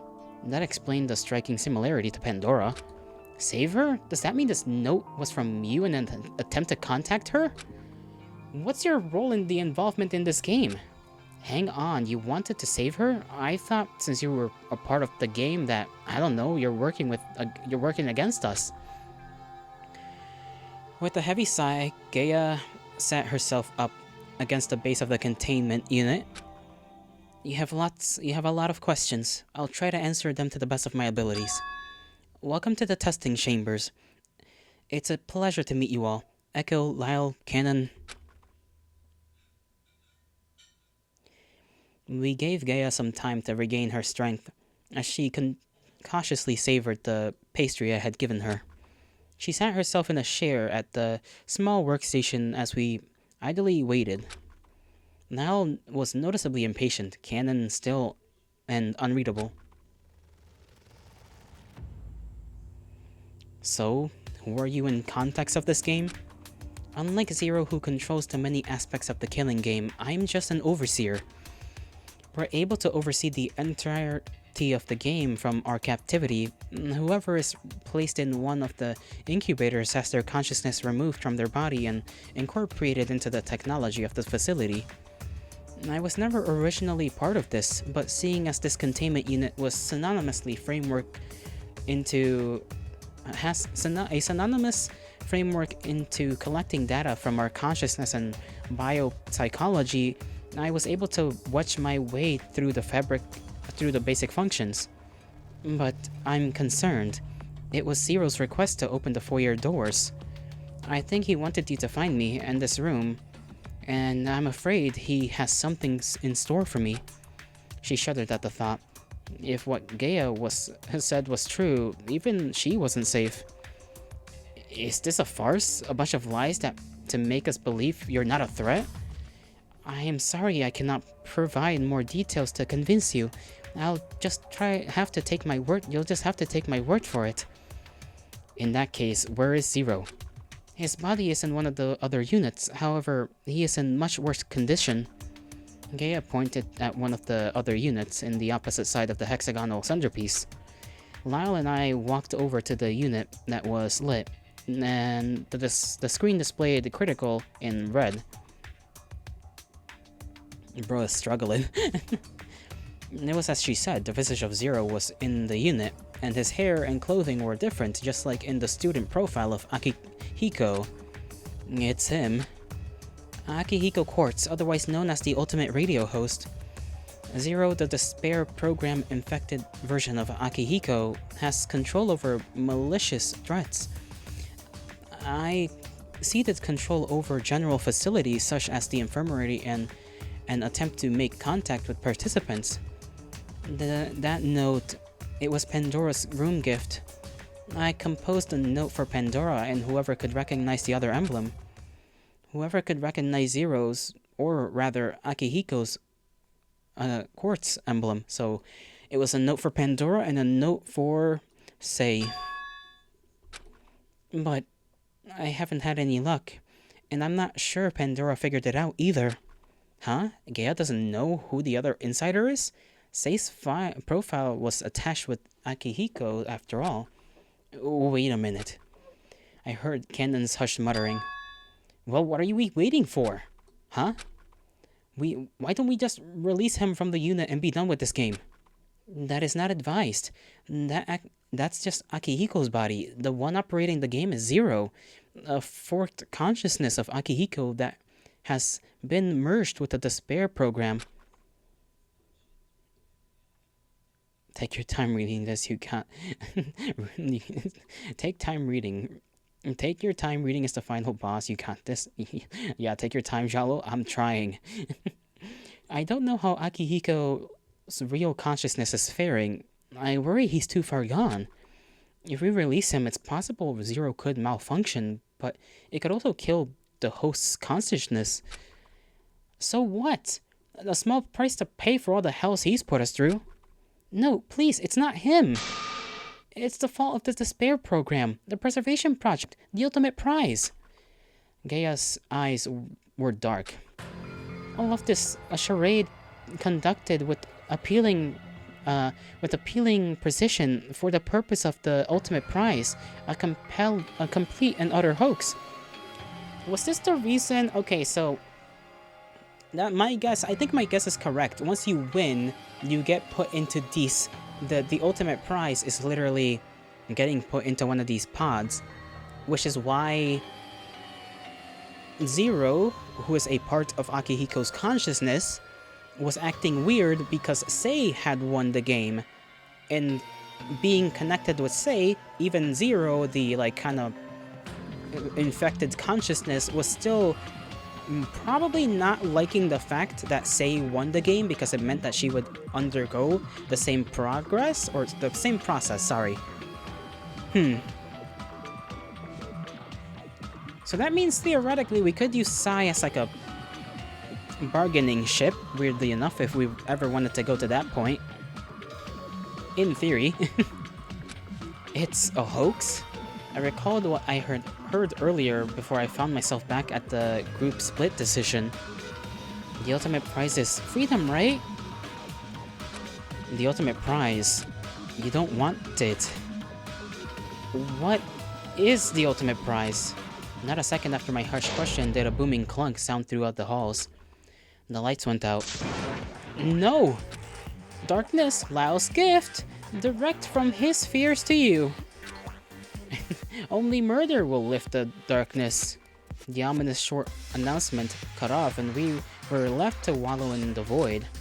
The room was blanketed in black velvet. I couldn't even see my own hand in front of my face. What? How is anyone meant to see anything in the darkness, let alone murder? Let alone do something as calculated as murder?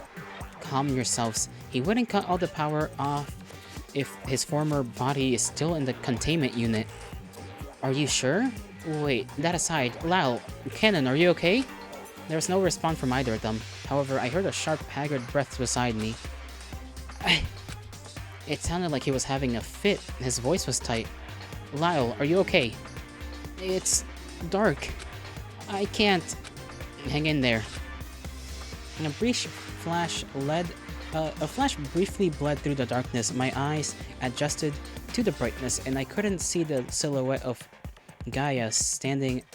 And I could see the silhouette of Gaia standing some feet away from me, holding the light. This should help. A flashlight and an emergency kit below my capsule.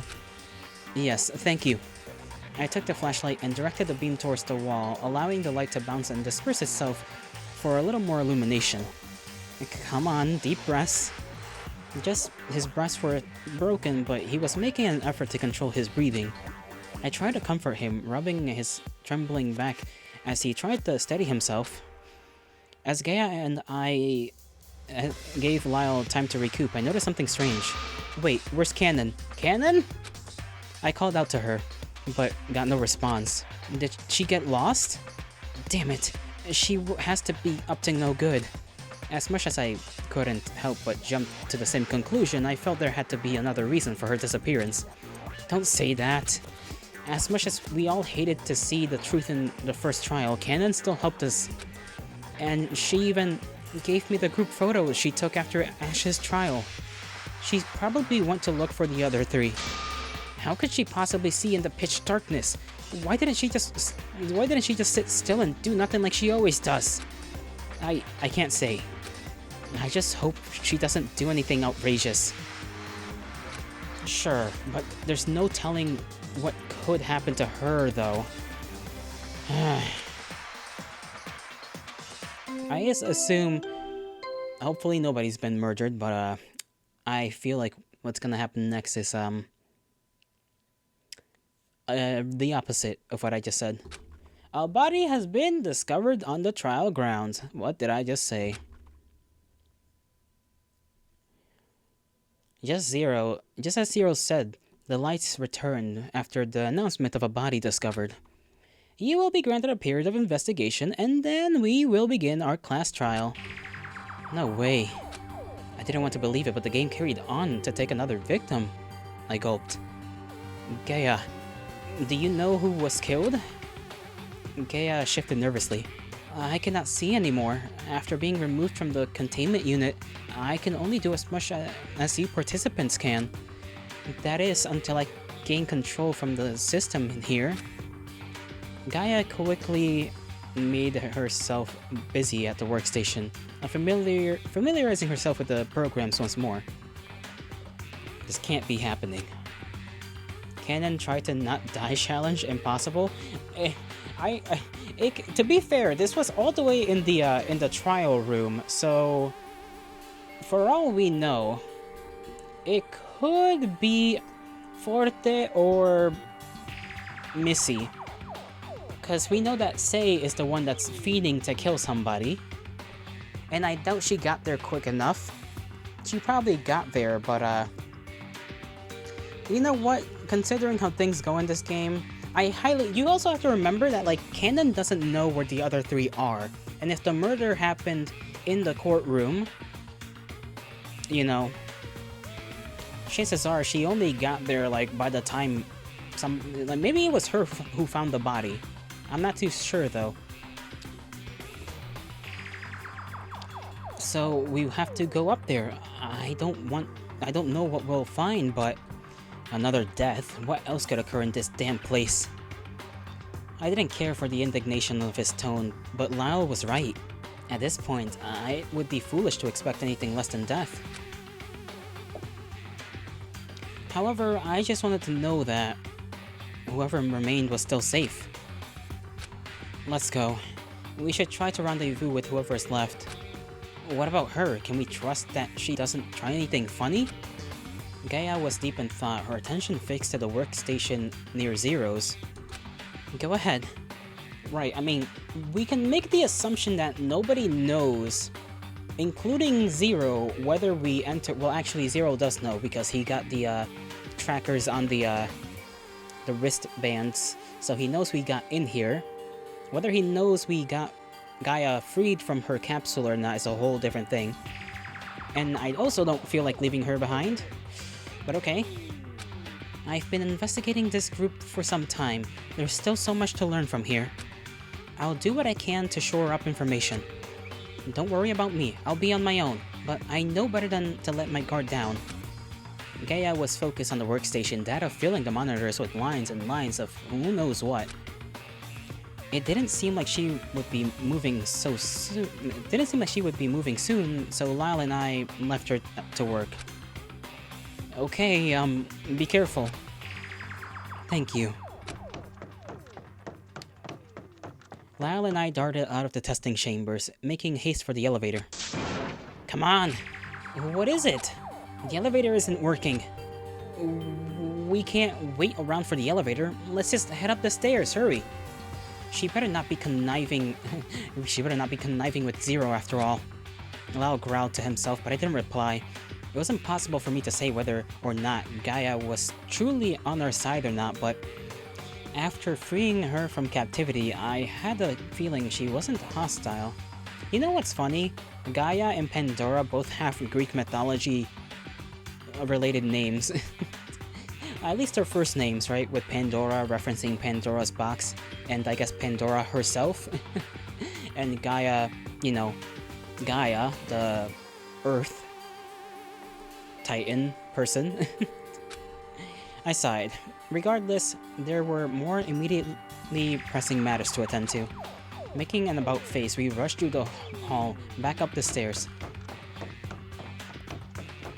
Returning to the foyer, we were met with a troubling sight.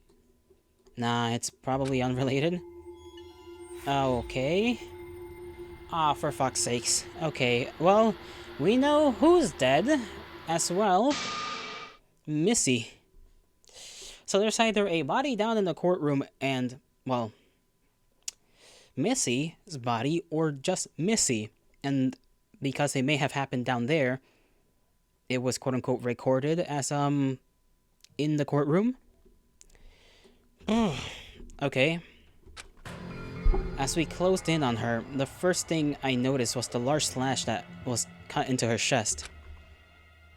Her drooping body was held upright against the elevator door, jammed between the elevator cab and foyer, preventing the doors from shutting. Shit! We rushed to her side, all the while maintaining a cautious distance from her unmoving body. Died off screen? Everybody dies off screen here. What are you talking about? The only time people have not died off screen was literally the chandelier scene. Nah, it's probably unrelated. I reached for her glasses and noticed her bracelet. Lyle, before we jump to any conclusions. I was concerned, of course, but I knew Lyle's attention to her wrist. I drew her attention to her wrist. The small bracelet was still rose gold. Phew! She's not the victim, but what happened to her? And why did her body discovery announcement go off? Why did the body discovery announcement go off? She's alive, right? Get her up and let's find out.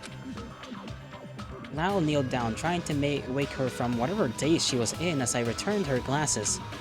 Her eyes fluttered and she groaned, reaching toward the deep cut in her chest. Missy! Oh, Echo, Lyle? Come with me! Her eyes snapped open and she leapt into the elevator, clicking the button for the trial grounds. We gave chase and rumbled to the requested floor. Oh my god.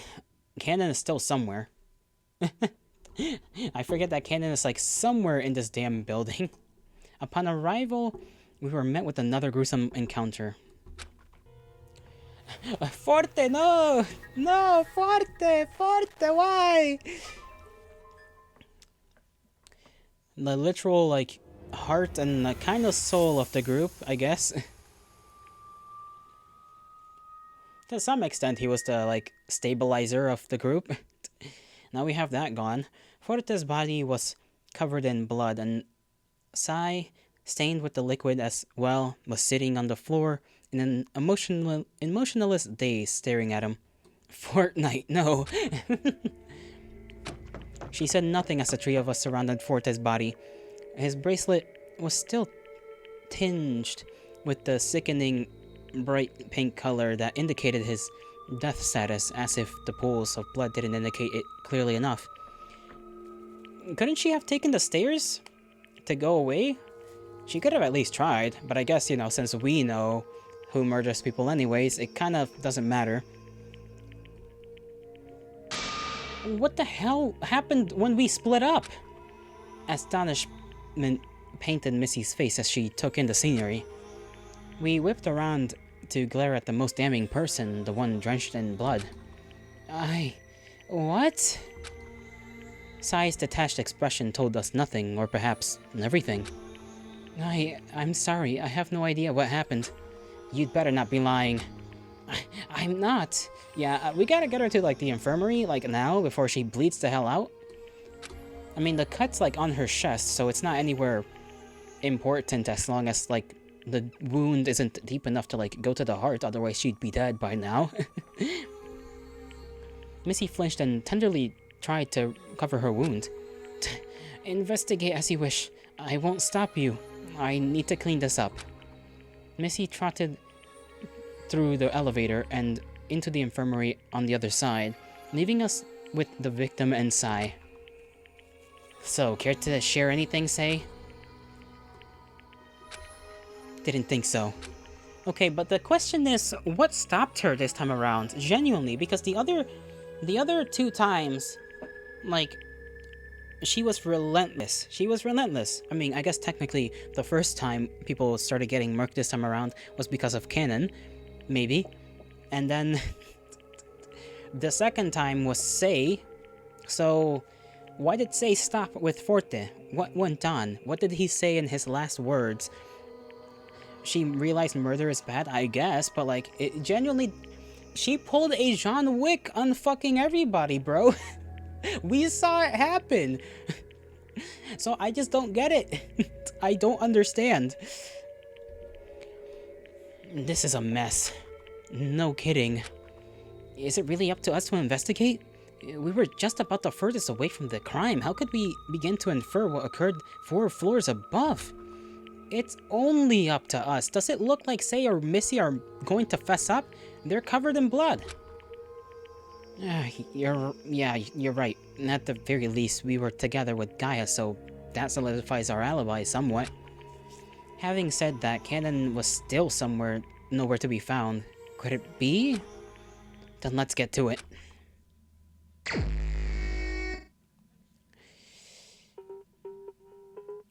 You know, I think I'll actually end things off here on a little bit of a cliffhanger, so to speak, to this whole situation, because we have 5 minutes left. I am hungry. I wish to feast upon some nutrition. Your boy got the rumblies, okay? But so far, the story is kind of everywhere, kind of wild. Took a turns that I did not expect this story to take, I'll be completely honest. I am when is the next time I play this? Let me look at my list real quick. It wasn't there. I think it was a Friday or a Thursday. Thursday will be the next time we get to play this game again. So I am gonna be excited for that, because the story is like it was definitely has gotten very interesting with Echo's ability to just kind of just have an Eren Yeager moment of seeing the future, but except the future is like a different future. I still don't know what to make up of all this. But that's interesting in and of itself. Sei did not run away. When is Helltaker? Helltaker... Sunday, I remember that. Helltaker and the other game by the same creator are probably both gonna get done on Sunday. So you'll have to wait for that one.